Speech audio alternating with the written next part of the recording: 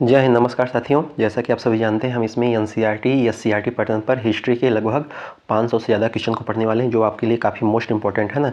ये नवीन सर के द्वारा भेजा गया है, तो आप देखिएगा इसमें। चलिए फटाफट स्टार्ट करते हैं और आप देखिएगा अगर आप इसको कर लेते हैं तो आपका कॉन्फिडेंस एकदम हाई लेवल पर रहेगा, है ना। तो चलिए फटाफट स्टार्ट करते हैं। अच्छा, इसमें जो क्वेश्चन दिया गया है उससे रिलेटेड भी हम कुछ पोर्सन को बात करेंगे, जो आपके एग्जाम के लिए जो है काफ़ी इंपॉर्टेंट होने वाला है ना। तो चलिए देखिए पहला क्वेश्चन आता है, फटाफट रिवीजन करेंगे। ओके, देखिए पहला क्वेश्चन है कि सीयूई की नामक यात्रा का जो विवरण है वह किससे संबंधित है। तो सीयूई की नामक यात्रा का विवरण जो है आपका ह्वेनसांग से संबंधित है। किससे संबंधित है? ह्वेनसांग से संबंधित है। अच्छा, अगर तो ये ह्वेनसांग क्या है? एक मतलब यात्री था। तो अगर आपसे पूछे ये किसके काल में आया था, तो ये आया था आपका हर्षवर्धन के काल में। किसके काल में आए थे? हर्षवर्धन, ठीक है। तो हर्षवर्धन के काल में आए थे। अच्छा, कुछ यात्रियों को जो है हम क्रम वाइज से देख लेते हैं, जो हम क्रम मतलब जो कि क्रम वाइज से प्रश्न पूछे जाते हैं। देखिए आया था पहले, आप नाम सुने होंगे फाहियान का, है ना। फाहियान के बाद कौन आया था? फाहियान के बाद आया था आपका ह्वेनसांग। ऐसे क्रम वाइज जो पूछता है वैसे याद कर रहे हैं। ह्वेनसांग, है ना। इसके बाद ह्वेनसांग के बाद कौन आता है? ह्वेनसांग के बाद आता है एक नाम है उसका टामस रो। क्या नाम है? टामस रो, ठीक है। तो फाहियान मतलब किसके काल में आया था? तो ये चंद्रगुप्त विक्रमादित्य के काल में आया था। किसके काल में आया था? चंद्रगुप्त विक्रमादित्य काल में आया था। ह्वेनसांग किसके काल में आया था? ह्वेनसांग आए थे आपका हर्षवर्धन के काल में। किसके काल में? हर्षवर्धन काल में। और टामस रो किसके काल में आया था? टामस रो जो है आपका जहांगीर के काल में आया था। किसके काल में आया था? जहांगीर के काल में आया था। ये चीज आप याद रखिएगा। तो टामस रो कब आया था? जहांगीर के काल में आया था। अच्छा, कुछ और अगर याद करें, जैसे आपका इब्न बतूता भारत में कब पहुंचता है? तो इब्न बतूता जो है आपका भारत में 1333 ईस्वी के आसपास में पहुंचता है। कौन? इब्न बतूता, है ना। इब्न बतूता पहुंचता है। इसके बाद फिर इसके पहले जो है आता है आपका 1290 में वो आता है, क्या आप बोलते हैं उसको? Marco Polo. कौन? Marco Polo. तो मार्को पोलो जो है भारत का दौरा किया था। मार्को पोलो कब किया था? 1290 में। इसके बाद फिर वास्को डी गामा को जानते हैं, तो वास्को डी गामा आपका कब आया था? 1498 में। 1498 में वास्को डी गामा आया था, है ना। तो ये कई सारी चीजें याद रखिएगा।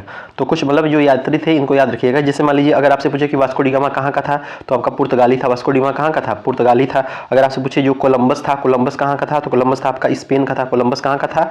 तो कोलंबस आपका स्पेन था। अगर आपसे पूछे जो एक और यात्री थे, क्या नाम है उसका? Captain cook. तो कैप्टन कुक कहाँ का था? तो कैप्टन कुक आपका ब्रिटेन का था। कहाँ का था? ब्रिटेन का था। और एक तस्मान करके था, तस्मान भी एक यात्री था। वह कहाँ का था? तो आपका हालैंड का था। कहाँ का था? हालैंड का था, है ना। तो ये कई सारी चीजें हैं, आप इसको याद कर सकते हैं। चलिए, है ना, याद रखिएगा। अगला क्वेश्चन क्या कह रहा है कि सर्वप्रथम 1837 में अशोक के अभिलेखों को किसके द्वारा पढ़ा गया? तो अशोक के अभिलेखों को पढ़ा गया किसके द्वारा? जेम्स प्रिंसेप के द्वारा। जेम्स प्रिंसेप के द्वारा अशोक के अभिलेखों को पढ़ा गया। ये चीज याद रखिएगा, है ना। अगला क्वेश्चन कह रहा है कि भारत में सबसे प्राचीन अभिलेख किस शासक से प्राप्त हुए? तो जो है प्राचीन अभिलेख किस शासक से प्राप्त हुए हैं? तो आपका अशोक से। तो अशोक से जो है आपका प्राचीन अभिलेख प्राप्त हुए हैं।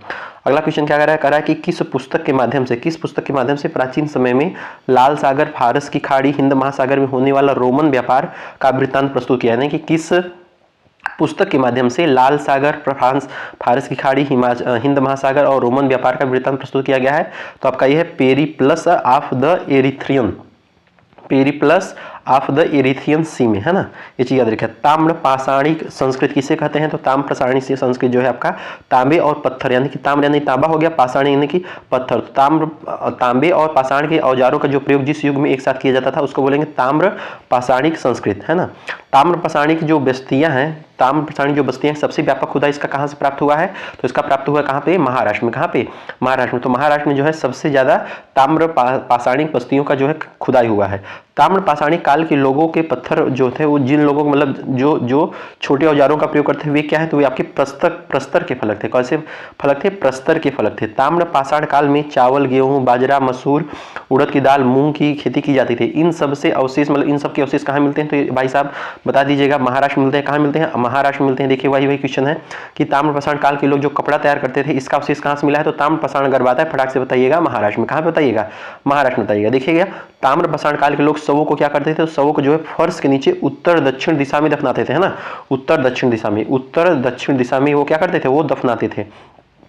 मनुष्य ने सर्वप्रथम किस तांबे का प्रयोग, मतलब मनुष्य ने सर्वप्रथम किस धातु का प्रयोग किया, तो सर्वप्रथम उन्होंने जो है तांबे का प्रयोग, किसका प्रयोग किया, तांबे का प्रयोग किया। किस संस्कृत को बनास संस्कृत कहा जाता है, तो आहार संस्कृत को, आहार संस्कृत, ये इंपॉर्टेंट है क्वेश्चन, इसको नोट करिएगा कि किस संस्कृति को बनास संस्कृत कहा जाता है, किस संस्कृत को बनास संस्कृत कहा जाता है बताइए, तो आहार संस्कृत को, किसको बनास संस्कृत कहा जाता है, आहार संस्कृत को कहा जाता है। तो किस संस्कृत को बनास संस्कृत कहा जाता है, आहार संस्कृत, किसको कहा जाता है, आहार संस्कृत को कहा जाता है, किसको कहा जाता है, आहार संस्कृत को कहा जाता है। अगला क्वेश्चन देखिए क्या कर रहा है कि तांबे के साथ पत्थर के उपकरण के साक्ष्य जो है, अग्निकुंड के साक्ष्य जो है मिले हैं, कहां से मिले हैं, तो आपका गिलकुंड राजस्थान से।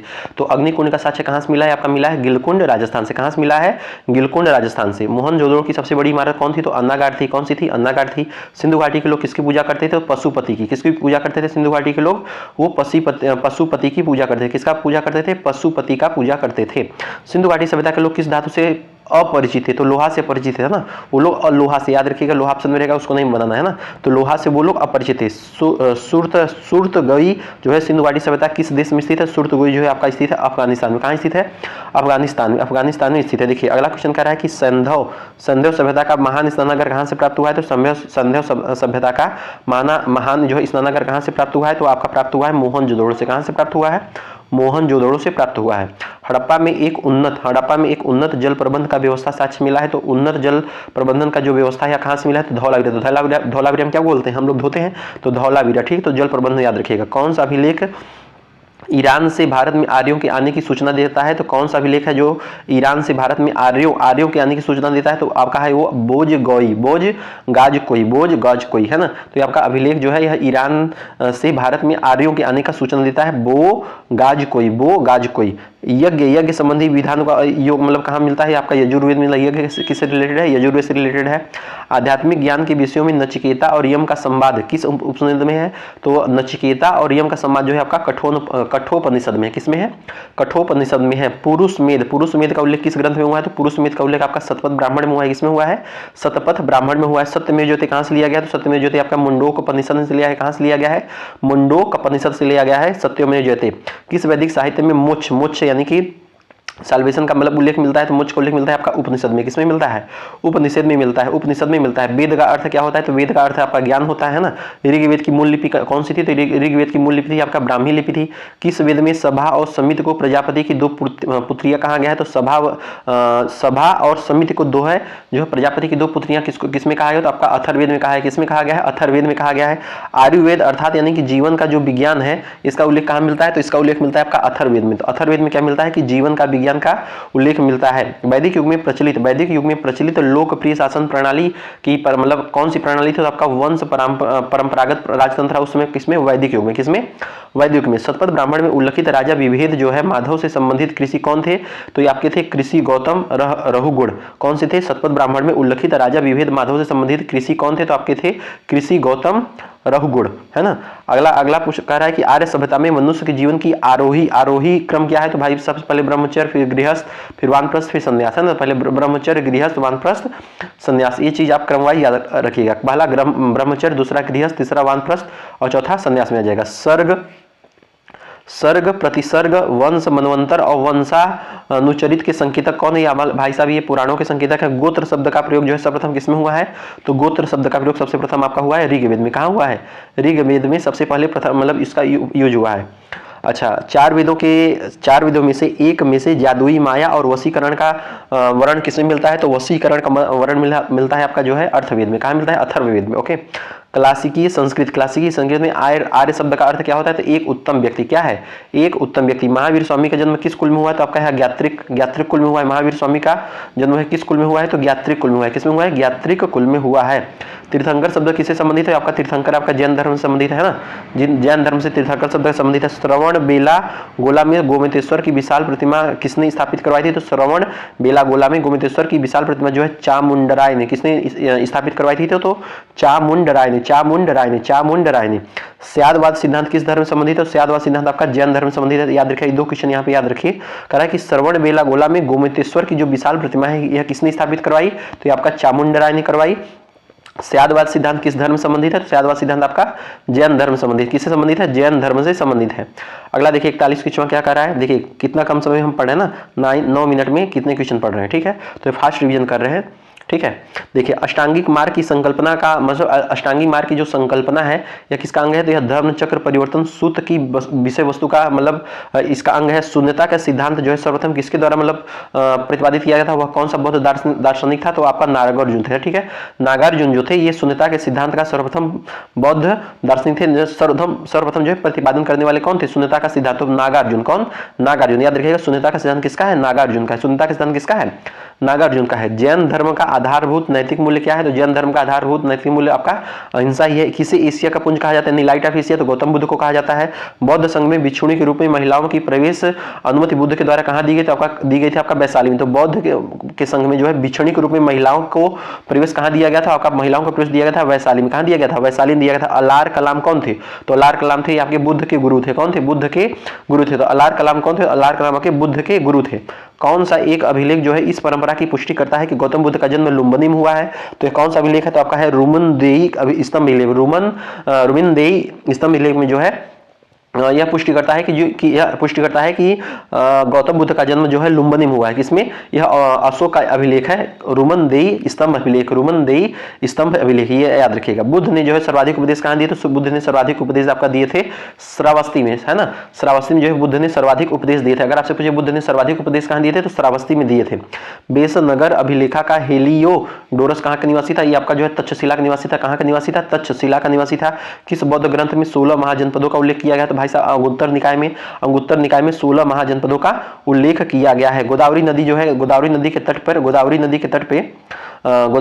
तट पे स्थित महाजनपद कौन था, तो गोदावरी नदी के तट पर स्थित महाजनपद था आपका असमक। कौन था, असमक, है ना, ये याद रखिएगा। मगध के उत्थान के लिए कौन सा प्रथम शासक उत्तरदायी था, तो मगध के उत्थान के लिए आपका जो है प्रथम शासक उत्तरदायी था बिंबिसार। बिंबिसार जो है यह मगध के उत्थान के लिए क्या था, मतलब प्रथम शासक था। ठीक है, राजा नंद का उल्लेख जो है अभिलेखीय प्रमाण मतलब किसमें मिलता है, तो आपका खारवेल का हाथी गुम्फा अभिलेख। खारवेल का हाथी गुम्फा जो अभिलेख में इसमें राजा नंद के अभिलेख मतलब उल्लेख का प्रमाण मिलता है। ठीक है, मगध का कौन सा राजा सिकंदर महान के समकालीन था, तो मगध का कौन सा राजा था जो सिकंदर के समकालीन था, तो आपके था घनानंद। कौन था, घनानंद। तो घनानंद की याद रखिएगा कि मगध का कौन सा राजा वो सिकंदर के समकालीन था, तो घनानंद। कौन सा, घनानंद। चंद्रगुप्त मौर्य के पश्चात सिंहासन पर कौन बैठा, तो भाई साहब चंद्रगुप्त का भाई बिंदुसार आ गए, है ना। कौन सा आ गया, बिंदुसार। चंद्रगुप्त मौर्य के दौरान में भेजा गया यूनानी राजदूत कौन था, तो यूनानी राजदूत कौन हो जाएगा, तो यूनानी राजदूत देखिए आपका मेगस्थनीज। कौन आएगा, मेगस्थनीज। ठीक है, तो याद रखिए भाई साहब ये आपका जो है उसमें गुप्त वंश में आता है। देखिए कुछ पॉइंट अगर हम आपको गुप्त वंश के बारे में बता दें,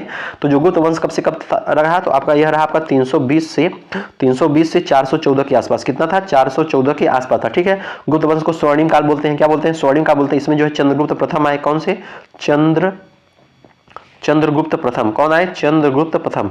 ठीक है, इसमें जो है चंद्रगुप्त ठीक है, चंद्रगुप्त प्रथम। इसके बाद फिर कौन आते हैं, फिर इसके बाद जो है समुद्रगुप्त भी आते हैं। कौन आते हैं, इसमें जो है समुद्रगुप्त आते हैं। इसके बाद इसमें जो है चंद्रगुप्त द्वितीय आते हैं, है ना। तो ये कई सारी चीजें जो है ये आप गुप्त वंश से रिलेटेड है। तो याद रखिएगा कि जो चंद्रगुप्त मौर्य के दरबार में भेजा गया यूनानी राजदूत कौन था, तो मेगस्थनीज था। कौन था, मेगस्थनीज था। सारनाथ स्तंभ का निर्माण किसने कराया, तो सारनाथ स्तंभ का निर्माण आपका अशोक ने कराया। किसने कराया, अशोक ने करवाया। किस अभिलेख में अशोक का नाम उल्लेखित है, तो आपका मास्की का लघु शिलालेख। मास्की का याद रखिएगा, मास्की यानी कि अशोक समझिए मास्क लगाते थे। ठीक है, तो उस समय मास्की का जो लघु शिलालेख है आपका अशोक उसमें नाम उल्लेखित मिलता है।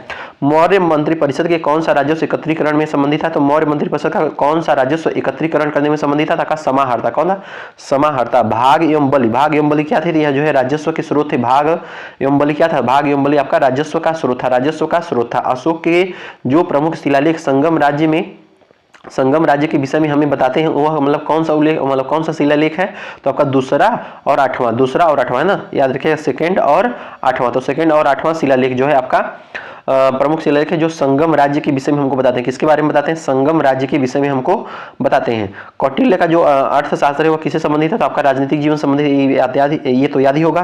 पाटलिपुत्र में स्थित चंद्रगुप्त का महल मुख्यतः किसका बना था, तो पाटलिपुत्र में स्थित जो चंद्रगुप्त का महल था वो आपका लकड़ी का बना था। किसका बना था, लकड़ी। ठीक है, तो पाटलिपुत्र में चंद्रगुप्त का जो महल था वह किसका बना था, लकड़ी का बना था। किस प्राचीन नगर के अवशेष कुम्भरार स्थल से प्राप्त हुए, तो किस प्राचीन नगर के कुम्भरार से प्राप्त हुए, आपका पाटलिपुत्र से प्राप्त हुए।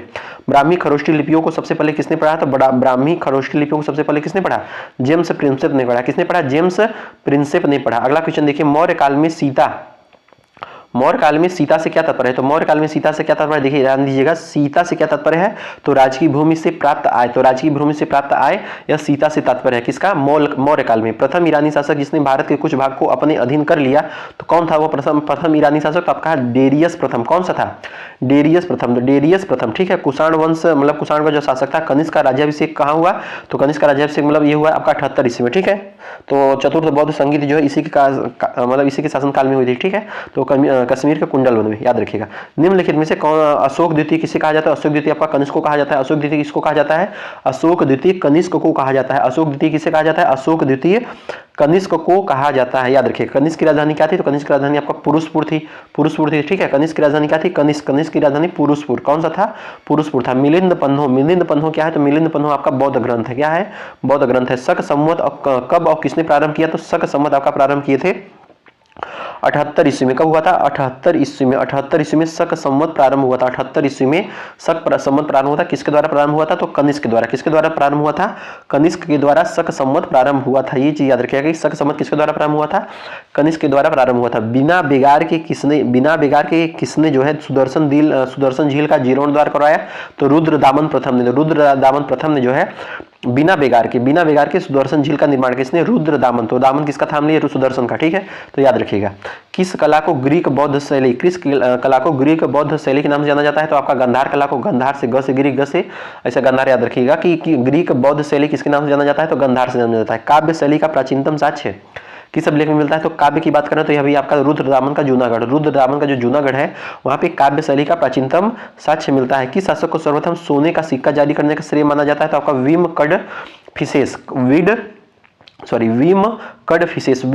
कडफिसेस को जो है सोने का सिक्का जारी करने का श्रेय माना जाता है, किसको, सोने का सिक्का जारी करने का श्रेय माना जाता है विम कडफिसेस। कौन सा स्थान जो है सातवाहनों की राजधानी, तो सातवाहनों की राजधानी था आपका प्रतिष्ठान, जो प्रतिष्ठान है यह सातवाहनों की राजधानी था। सातवाहन वंश का महानतम शासक किससे माना जाता है, तो सातवाहन वंश का महानतम शासक माना जाता है गौतमीपुत्र सातकर्णी को सातवाहन वंश का महान शासक माना जाता है। सिमुक वंश किस वंश का संस्थापक था, तो सिमुक वंश आपका सातवाहन वंश का संस्थापक था, ठीक है। सिमुक जो है सातवाहन वंश का महानतम शासक किसको माना जाता है, गौतमीपुत्र सातकर्णी। किस वंश के शासकों को पुराणों में श्री पर्वती कहा गया, तो इक्ष्वाकु के क्या कहा गया पुराणों में, श्री पर्वती। तो श्री पर्वती किसको कहा गया, इक्ष्वाकु को जो है श्री पर्वती कहा गया है। आंध्र सातवाहन राजाओं की सबसे लंबी सूची किस पुराण में मिलती है, तो आंध्र कहाँ पे है ना, मछली, ठीक है। तो मछली पुराण यानी कि मत्स्य पुराण में, ठीक है। तो याद रखा, आंध्र सातवाहनों की जो है सबसे लंबी सूची किस पुराण में मिलती है, मत्स्य पुराण में मिलती है। दो अश्वमेध यज्ञ तथा एक राजसूय यज्ञ का श्रेय जो है किस सातवाहन नरेश को दिया जाता है, तो आपका सातकर्णी प्रथम को, तो सातकर्णी प्रथम को ही दो अश्वमेध यज्ञ और एक राजसूय यज्ञ क्या करा उसका श्रेय दिया जाता है, ठीक है। भारत में भूमि दान की प्रथा सबसे प्रथम कब प्रारंभ हुई, तो आपका सातवाहन वंश में प्रारंभ हुई। सातवाहन में जो है क्या किया गया, भूमि दान की जो है प्रथा प्रारंभ हुई सातवाहन वंश में, ठीक है। याद रखिए, सातवाहनों की राजकीय भाषा क्या थी, तो प्राकृतिक भाषा थी। तृतीय संगम कहाँ हुआ था, तृतीय संगम का हुआ था मदुरई में हुआ था, कहाँ हुआ था, मदुरई में हुआ था। तृतीय संगम कहाँ हुआ था, मदुरई में हुआ था। दक्षिण भारत के किस वंश के राजा ने रोम राज्य में एक दूत ईसा पूर्व में भेजा, तो आपका पांड्य ने जो है एक दूत भेजा। किस दक्षिण भारतीय राज्य में उत्तम ग्राम प्रशासन था, उत्तम ग्राम प्रशासन कहाँ पे था, आपका चोल वंश, ठीक है। चोल वंश में जो है भारतीय राज्य में उत्तम ग्राम शासन था। अगला क्वेश्चन क्या कह रहा है कि संगम कालीन साहित्य में को एवं मनोरम किसके लिए प्रयुक्त होते थे, तो को एवं मनोरम जो है आपके राज्य के लिए प्रयुक्त होते थे। संगम युग में उरायूर किसके लिए विख्यात था, तो आपका जो है कपास के व्यापार के लिए महत्वपूर्ण केंद्र था। किसके लिए महत्वपूर्ण केंद्र था, कपास के व्यापार के लिए महत्वपूर्ण केंद्र था। याद रखिएगा, ये थोड़ा सा एशियन हिस्ट्री का है ना, आगे भाई साहब मिडिवल और आधुनिक भारत का काफी ज्यादा क्वेश्चन दिया गया है। शुरू में कुछ जो इंपॉर्टेंट है उसको हम पहले देख रहे हैं। देखिएगा, गुप्त साम्राज्य का वास्तविक संस्थापक कौन था, तो आपका चंद्रगुप्त प्रथम था। तो चंद्रगुप्त प्रथम जो था ये गुप्त वंश का मतलब क्या था, वास्तविक संस्थापक, गुप्त वंश का वास्तविक संस्थापक था।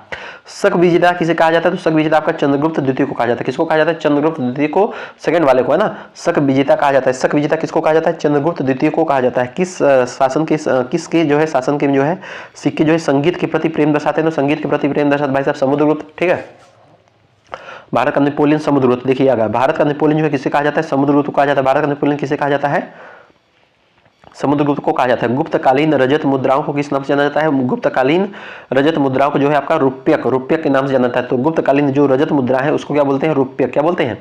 रुप्यक। मेहरौली में जंग रहित लौह स्तंभ, भाई साहब दिल्ली के जो दिल्ली के बगल में है ना, दिल्ली के बगल में जो है वहाँ पे जो है क्या है कि गुप्त जो जंग रहित है ना, वहाँ पे जंग मतलब इसमें जंग नहीं लगता, तो जंग रहित लौह स्तंभ का निर्माण किसने कराया? तो आपका गुप्त वंश ने। किसने करवाया? गुप्त वंश ने। ठीक है। किस राजवंश द्वारा प्रायः महिलाओं को प्रशासन में उच्च पद प्रदान किए जाते थे? तो आपके चालुक्य वंश। तो चालुक्य वंश में जो है महिलाओं को प्रशासन में क्या किया जाता है? महिलाओं को प्रशासन में उच्च पद प्रदान किया जाता था। कहाँ पे? चालुक्य वंश में। ठीक है। चालुक्य वंश का सबसे महानतम शासक कौन था? तो चालुक्य वंश का सबसे महानतम शासक था आपका पुलकेशम प्रथम। पुलकेशम प्रथम, कहीं पुलकेशम द्वितीय भी दिया है। ठीक है। पल्लव वंश का महानतम शासक कौन था? तो पल्लव वंश का महान शासक था आपका नरसिंह वर्मन द्वितीय। नरसिंह वर्मन द्वितीय। पल्लव वंश जो है, पल्लव कालीन सौर मंदिर जो है, सौर मंदिर कहाँ स्थित है? आपका महाबलीपुरम स्थित है। तो अगर आपसे पूछे कि सौर मंदिर कहाँ स्थित है, सौर मंदिर आपका महाबलीपुरम में। सौर मंदिर कहाँ स्थित है? महाबलीपुरम में। न्याय दर्शन के प्रणेता कौन है? तो न्याय दर्शन के प्रणेता कौन है? बताइए, इसका आंसर बताइए। न्याय दर्शन के प्रणेता कौन है? बताइए। तो बताइए इसका आंसर क्या हो जाएगा कि न्याय दर्शन के प्रणेता कौन थे? तो न्याय दर्शन के प्रणेता कौन थे? गौतम। अच्छा, अगर आपसे पूछे सांख्य दर्शन के प्रणेता कौन थे? सांख्य दर्शन के प्रणेता कौन थे? देखिएगा, सांख्य। ठीक है। सांख्य दर्शन के प्रणेता कौन थे? तो सांख्य दर्शन के प्रणेता थे आपके कपिल। कौन थे? कपिल। कौन थे? कपिल। अगर आपसे पूछे कि वैशेषिक दर्शन के प्रणेता कौन थे, तो आप बताइएगा, बताइए कौन सा है? वैशेषिक। बताइए इसका आंसर पता है? तो वैशेषिक के प्रणेता कौन थे? वैशेषिक प्रणेता थे आपके कणाद। कौन थे? कणाद। ठीक है। अगर आपसे पूछ ले कि मीमांसा के प्रणेता कौन है? मीमांसा के प्रणेता कौन है? बताइए कौन है?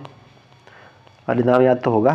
मीमांसा के प्रणेता कौन है? तो मीमांसा के प्रणेता थे आपके जैमिनी। कौन थे? जैमिनी। ये चीज आप याद रखिएगा, हमको याद है इसलिए हम आपको बता दे रहे हैं। ठीक है। तो याद रखिएगा। अगर आप इससे पूछे कि जो ज्ञान का सिद्धांत है, वो मतलब ज्ञान के सिद्धांत पर बल किसने दिया था? तो आपका उपनिषद ने दिया था। किसने दिया था? उपनिषद ने दिया था। उपनिषद का अगर आपसे पूछे कि अनुवाद फारसी में मतलब किसने करवाया था, तो आपका करवाए थे वो औरंगजेब का जो भाई था ना, दारा शिकोह। तो याद रखिएगा। तो न्याय दर्शन के प्रणेता कौन हो जाएंगे? तो न्याय दर्शन के प्रणेता हो जाएंगे आपके गौतम। कौन हो जाएंगे? गौतम। अगर सांख्य दर्शन पूछे तो बता दीजिएगा कपिल। वैशेषिक पूछे तो आप बता दीजिएगा कणाद। अब मीमांसा पूछे तो बता दीजिएगा जैमिनी। ठीक है। कर्म का सिद्धांत किससे संबंधित है? कर्म का सिद्धांत आपका संबंधित है मीमांसा से। किससे संबंधित है? मीमांसा से। कर्म का सिद्धांत किससे संबंधित है? कर्म का सिद्धांत संबंधित है आपका मीमांसा से। कर्म का सिद्धांत किससे संबंधित है? तो कर्म का सिद्धांत अगर आपसे पूछे किससे संबंधित है? आपका मीमांसा से। मीमांसा से। चलिए अगला क्वेश्चन देखें। अगला क्वेश्चन क्या कर रहा है? अगला क्वेश्चन कर रहा है कि अद्वैत दर्शन के संस्थापक कौन है? तो अद्वैत दर्शन के संस्थापक कौन है? बताइए आंसर इसका बताइए। कह रहा है कि अद्वैत दर्शन के संस्थापक कौन है? तो अद्वैत दर्शन के संस्थापक आपके शंकराचार्य। कौन हो जाएंगे? अद्वैत दर्शन के संस्थापक कौन हो जाएंगे? तो अद्वैत दर्शन के संस्थापक हो जाएंगे आपके शंकराचार्य। शंकराचार्य जो है यह अद्वैत दर्शन के संस्थापक हो जाएंगे। लेकिन अगर आपसे पूछे कि द्वैत के, अगर आपसे पूछ ले कि द्वैत के, बताइए द्वैत के कौन हो जाएंगे? बताइए आंसर। तो द्वैत हो जाएंगे आपके माधवाचार्य। कौन हो जाएंगे? माधवाचार्य। ठीक है। तो माधवाचार्य किसके हो जाएंगे? द्वैत के। माधवाचार्य हो जाएंगे द्वैत के। अद्वैत के शंकराचार्य। अद्वैत के शंकराचार्य। अगर आपसे पूछे कि विशिष्टा द्वैतवाद, विशिष्टता। ठीक है। विशिष्टता द्वैतवाद। ठीक है। विशिष्टता द्वैतवाद के कौन हो जाएंगे? तो विशिष्टता द्वैतवाद के आपके हो जाएंगे वो क्या बोलते हैं उनको? रामानुजाचार्य। कौन हो जाएंगे? रामानुजाचार्य। ठीक है। रामानुजाचार्य। तो याद रखिएगा कि अद्वैत का शंकराचार्य, द्वैत का माधवाचार्य, विशिष्टता द्वैतवाद के तो रामानुजाचार्य। एक और आता है, क्या बोलते हैं उसको? बल्लभाचार्य का क्या है? शुद्ध द्वैतवाद। शुद्ध द्वैतवाद जो है, शुद्ध द्वैतवाद ये आपका बल्लभाचार्य का है। किसका है? शुद्ध द्वैतवाद। शुद्ध द्वैतवाद। शुद्ध द्वैतवाद किसका है? तो शुद्ध द्वैतवाद जो है आपका वल्लभाचार्य का। किसका है? वल्लभाचार्य का है। वल्लभाचार्य का है। ये चीज याद रखिएगा, है ना। तो याद रखिएगा। अच्छा एक आता है नींबू वाला है। अरे यार नींबू वाला नहीं यार, याद की है ना उसको ट्रिक से। तो द्वैत द्वैत, देखिए नींबू को 2 बार निचोड़ते हैं तो द्वैत द्वैत डबल 2 बार आएगा। ठीक है। तो द्वैता द्वैतवाद कौन हो जाएगा? तो द्वैता द्वैत हो जाएगा आपका निम्बकाचार्य। कौन हो जाएंगे? निम्बकाचार्य हो जाएंगे। चलिए तो अद्वैतवाद के अद्वैतवाद के संस्थापक कौन है? शंकराचार्य हो जाएंगे। ठीक है। प्राचीन में जो है सांख्य दर्शन में किसका महत्वपूर्ण योगदान है? अभी हम आपको बताएं कपिल का है। ठीक है। योग दर्शन के प्रणेता कौन है? तो योग दर्शन के प्रणेता आपके पतंजलि हो जाएंगे। वैशेषिक दर्शन के प्रणेता कौन हो जाएंगे? तो कणाद हो जाएंगे। वैशेषिक दर्शन के प्रणेता कौन हो जाएंगे? कणाद हो जाएंगे। ये भी देखिए हम आपको बता चुके हैं कि मीमांसा दर्शन के प्रणेता कौन है? तो मीमांसा दर्शन के प्रणेता आपका जैमिनी हो जाएंगे। मीमांसा के कौन हो जाएंगे? जैमिनी हो जाएंगे। निम्नलिखित में से अद्वैत वेदांत के अनुसार किसके द्वारा मुक्ति प्राप्त की जाती है? तो मुक्ति किसके द्वारा प्राप्त की जाती है? ज्ञान के द्वारा। किसके द्वारा प्राप्त की जाती है? ज्ञान के द्वारा की जाती है। किस स्कूल को मूल सनातन धर्म कहा गया है? तो मूल सनातन धर्म किसको कहा है? अष्टकी स्कूल को। तो याद रखिएगा ये क्वेश्चन अगर आपसे पूछ ले कि मूल सनातन धर्म किसको कहा गया है, तो बता दीजिएगा अष्टकी स्कूल को। अष्टकी स्कूल को मूल सनातन धर्म कहा गया है। सांख्य दर्शन के अनुसार सृष्टि का मतलब सही क्रम कौन है? तो सांख्य दर्शन के अनुसार सृष्टि का सही क्रम का जो है पहले पौरुष आएगा, फिर प्रकृति, फिर महत, फिर अहंकार आ जाएगा। ओके, याद रखिएगा। प्राचीन चोल साम्राज्य की राजधानी कहाँ स्थित थी? तो जो है आपका था उरायूर में। प्राचीन चोल साम्राज्य की राजधानी कहाँ थी? तो उरायूर में थी। चोल साम्राज्य की स्थापना किसने की थी? तो विजयालय ने की थी, है ना। चोल साम्राज्य की स्थापना किसने की थी? विजयालय ने की थी। चोल वंश में ग्राम प्रशासन के बारे में किस शिलालेख का उल्लेख मिलता है? तो चोल वंश में ग्राम प्रशासन के बारे में जो है आपका उत्तर मेरूर का शिलालेख मिलता है। किसका शिलालेख मिलता है? उत्तर मेरूर का। कहाँ पे? चोल वंश के ग्राम प्रशासन के बारे में। अगर आपसे पूछे ग्राम प्रशासन के बारे में तो आपका उत्तर मेरूर हो जाएगा। कौन सा हो जाएगा? उत्तर मेरूर हो जाएगा। ये देखिएगा, इंपॉर्टेंट क्वेश्चन कह रहा है कि किस चोल राजा ने मालदीव के द्वीपों पर, अभी आपका क्वेश्चन जो है हाल ही में चर्चा में बना रहा है ना, ये क्वेश्चन इसलिए इंपॉर्टेंट हो जाता है। मालदीव कह रहा है कि मालदीव के द्वीपों पर किसने विजय प्राप्त की? तो मालदीव के द्वीपों पर जो है आपका राज प्रथम ने। किसने? राज प्रथम। तो राज प्रथम जो है मालदीव के द्वीपों पर विजय प्राप्त की। मालदीव के द्वीपों पर किसने विजय प्राप्त की? राज प्रथम ने। अगला क्वेश्चन क्या कर रहा है? कह रहा है कि निम्नलिखित में से किस मंदिर परिसर में नंदी की एक विशाल जो मूर्ति है, जिसे भारत की विशालतम नंदी मूर्ति कहा जाता है, मतलब वह कहाँ स्थित है? आपका बृहदेश्वर मंदिर में स्थित। कहाँ स्थित है? बृहदेश्वर मंदिर में। तो बृहदेश्वर मंदिर में जो है नंदी की विशाल मूर्ति स्थित है। ये चीज याद रखिएगा। अगला क्वेश्चन क्या कर रहा है? अगला क्वेश्चन कर रहा है कि निम्नलिखित में से किस चोल शासकों में जिसने जो है बंगाल की खाड़ी को चोल झील का स्वरूप प्रदान किया? कौन है? तो आपकी राजेंद्र प्रथम ने। कौन है? राजेंद्र प्रथम जो है आपके चोल झील का स्वरूप प्रदान किया। किसने? राजेंद्र प्रथम ने। अगला क्वेश्चन क्या रहा है कि चोल शासक ने किसने जो है पुहार नगर की स्थापना की? तो भाई साहब पुहार नगर की स्थापना की करिकाल ने। ठीक है, करिकाल ने। तो करिकाल ने जो है पुहार नगर की स्थापना की। ये चीज इंपॉर्टेंट है। कह रहा है कि पुहार नगर की स्थापना किसने की? तो करिकाल ने। चोलों का जो राज्य है वह मतलब कहाँ तक फैला है? तो चोलों का जो राज्य आपका कोरोमंडल तट, दक्कड़ के कुछ भाग है ना, कोरोमंडल तट है ना, कोरोमंडल तट इधर तो मालाबार तट हो जाएगा, इधर साइड आपका कोलोबर तट हो जाएगा। कोरोमंडल तट इधर से लेकर आपके दक्कन के पठार तक तो है चोलों का राज्य जो है फैला हुआ था। चोलों की राजधानी क्या थी? तो चोलों की राजधानी आपका तंजौर थी। कौन सा था? तंजौर था। चोल काल में निर्मित नटराज की कांस्य प्रतिमाओं को देवाकृत मतलब किससे प्राप्त हुआ? जो देवाकृत है वह आपका जो है चतुर्भुज है। कैसा है? चतुर्भुज है। किस के कार्यकाल में 72 व्यापारी चीन भेजे गए थे? 72 व्यापारी आपका भेजे गया था कुलोत्तुंग प्रथम के जो है 72 व्यापारी चीन भेजे गए थे। कहाँ भेजे गए थे? चीन भेजे गए थे। किस सुल्तान ने जो है बाजार सुधार लागू किया? तो भाई साहब बाजार सुधार आपका जानते ही होंगे, अलाउद्दीन खिलजी के समय में देखिए मध्यकालीन भारत धीरे धीरे स्टार्ट हो रहा है। ठीक है, अलाउद्दीन खिलजी के आक्रमण के समय में देवगिरी का शासक कौन था? तो देवगिरी का शासक था आपका रामचंद्र देव। तो जो रामचंद्र देव था यह जो है अलाउद्दीन के आक्रमण के समय जो है देवगिरी का शासक कौन था? तो देवगिरी भाई रामचंद्र जी क्या है? देव है। तो याद रखिएगा देवगिरी है ना, रामचंद्र जी है ना, देवगिरी। चलिए, टोपरा तथा मेरठ से 2 अशोक के स्तंभ जो है दिल्ली किसके द्वारा लाए गए थे? तो भाई साहब ये फिरोज शाह तुगलक के द्वारा जो है टोपरा तथा मेरठ से 2 अशोक स्तंभ दिल्ली लाया गया था। किसके द्वारा? फिरोज शाह तुगलक के द्वारा। अलाउद्दीन खिलजी के सेनाध्यक्षों में कौन सा तुगलक वंश का प्रथम सुल्तान बना? तो भाई साहब तुगलक वंश का प्रथम सुल्तान कौन बनता है सेनाध्यक्षों में? तो आपका गाजी मलिक। कौन बनता है? गाजी मलिक बनता है। हक ए सर्व अथवा सिंचाई कर लगाने वाला पहला मतलब दिल्ली का पहला सुल्तान कौन बनता है? तो आपका यही फिरोज शाह तुगलक बनता है। कौन बनता है? फिरोज शाह तुगलक। तो फिरोज शाह तुगलक के बारे में क्या क्या आप समझिए। कह रहा है कि भाई साहब ये टोपरा एवं मेरठ से जो है 2 अशोक स्तंभ दिल्ली लेकर गया था। ठीक है, हक ए सर्व इंपॉर्टेंट क्वेश्चन है। हक ए सर्व एवं सिंचाई कर लगाने वाला दिल्ली का मतलब पहला सुल्तान कौन था? तो फिरोज शाह तुगलक था। आगरा शहर की स्थापना किसने की? तो बता दीजिएगा। सिकंदर लोदी ने किसने की थी? सिकंदर लोदी की थी। इक्ता प्रथा किसके द्वारा चालू हुआ था? आपका इल्तुतमिश के द्वारा चालू हुआ है। सल्तनत काल में अमीरों का स्वर्णकाल किसको कहा जाता है? तो अमीरों का स्वर्णकाल सल्तनत काल की बात करें तो उसमें जो है लोधी वंश को कहा जाता है। किसको कहा जाता है? लोधी वंश को कहा जाता है। ये चीज आपको याद है ना, GKTSL, यानी कि जिससे पहले गुलाम वंश, फिर खिलजी वंश, फिर तुगलक वंश, फिर सैयद वंश, फिर लोधी वंश। गुलाम वंश का संस्थापक कुतुबुद्दीन ऐबक, खिलजी वंश का संस्थापक बताइए, तुगलक वंश का संस्थापक, और सैयद वंश का संस्थापक लोधी वंश का संस्थापक। ये चीज आप इसको कमेंट बॉक्स में आप बता सकते हैं और कब से कब तक था। ठीक है, हो सकता है आपके मिलान में आ जाए। चलिए, अगला क्वेश्चन कर रहा है कि सल्तनत काल में भू राजस्व का सर्वोच्च ग्रामीण अधिकारी कौन था? तो भू राजस्व में सर्वोच्च ग्रामीण अधिकारी था आपका चौधरी। कौन होता था? चौधरी। मुगल काल में दरबारी भाषा कौन सी थी? तो आपका फारसी थी। ठीक है, होली त्योहार सार्वजनिक उत्सव में भाग लेने वाला दिल्ली का प्रथम सुल्तान कौन था? तो मोहम्मद बिन तुगलक, MBT है ना।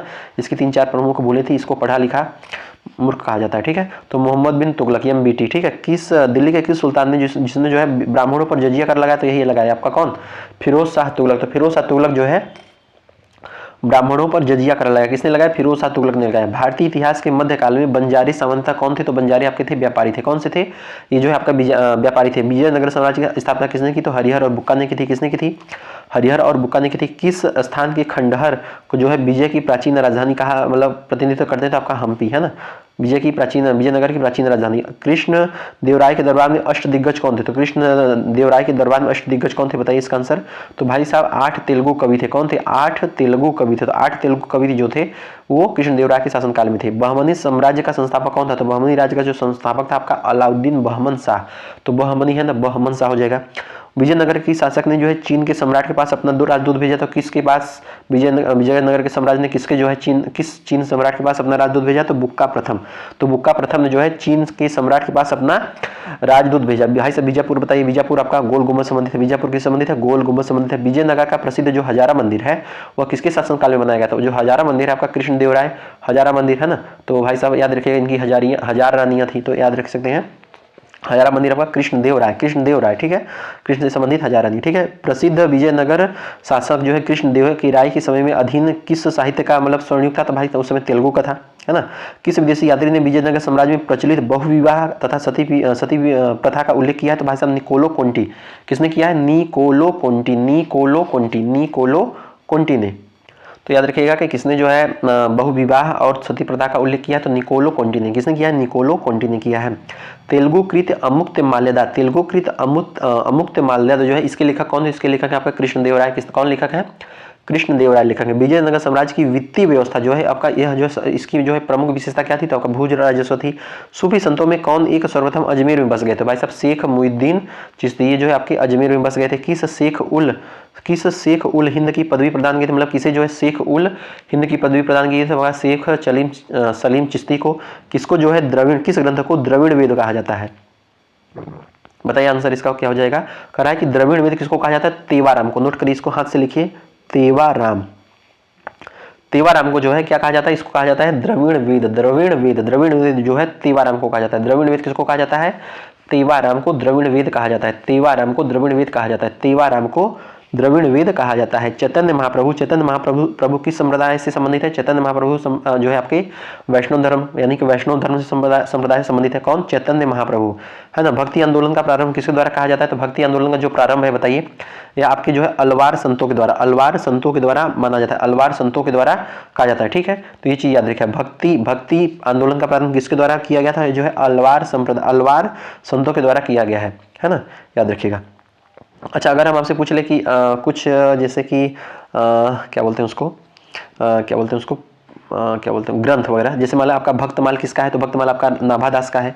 भक्तमाल याद आएगा तो भक्तमाल किसका है? नाभादास का। जैसे रसिक प्रिया, कवि प्रिया, रामचंद्र का, यह किसका है? तो आपका केशवदास का हो जाएगा। किसका है? केशवदास का हो जाएगा। अगर आपसे पूछ कि चित्रावली किसका है? तो चित्रावली बता दीजिएगा, उस्मान का है। चित्रावली किसका है? उस्मान का है।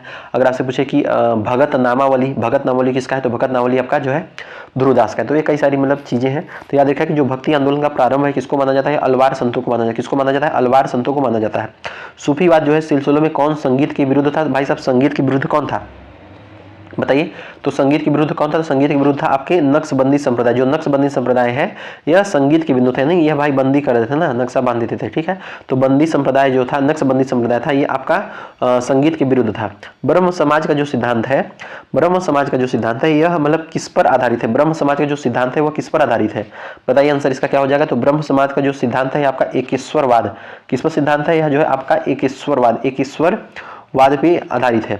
वरकरी संप्रदाय का संत कौन था? तो वरकरी संप्रदाय का संत आपका नामदेव था। कौन था? नामदेव। तो नामदेव जो है वरकरी संप्रदाय का मतलब क्या था? क्या बोलते हैं उसको? वरकरी संप्रदाय का संत था। कौन? नामदेव। देखिए, कुछ अगर आपसे पूछे कि कुछ जैसे रचनाओं अभी दिमाग में भी हम कुछ आपको बताएं, फिर कुछ और समझिए। जैसे आपका अगर आपसे पूछे कि अष्टाध्यायी किसका है? अष्टाध्यायी बताइए, आंसर बताइए, थोड़ा सा रिवीजन हो जाए एक बार। तो अष्टाध्यायी किसका है? तो अष्टाध्यायी आपका पाणिनि का है। किसका है? पाणिनि का। अष्टाध्यायी आपका पाणिनि का है। अगर आपसे पूछे कि महाभाष्य किसका है? बताइए, अगर आप सुन रहे होंगे तो बताइए महाभाष्य किसका है? याद है?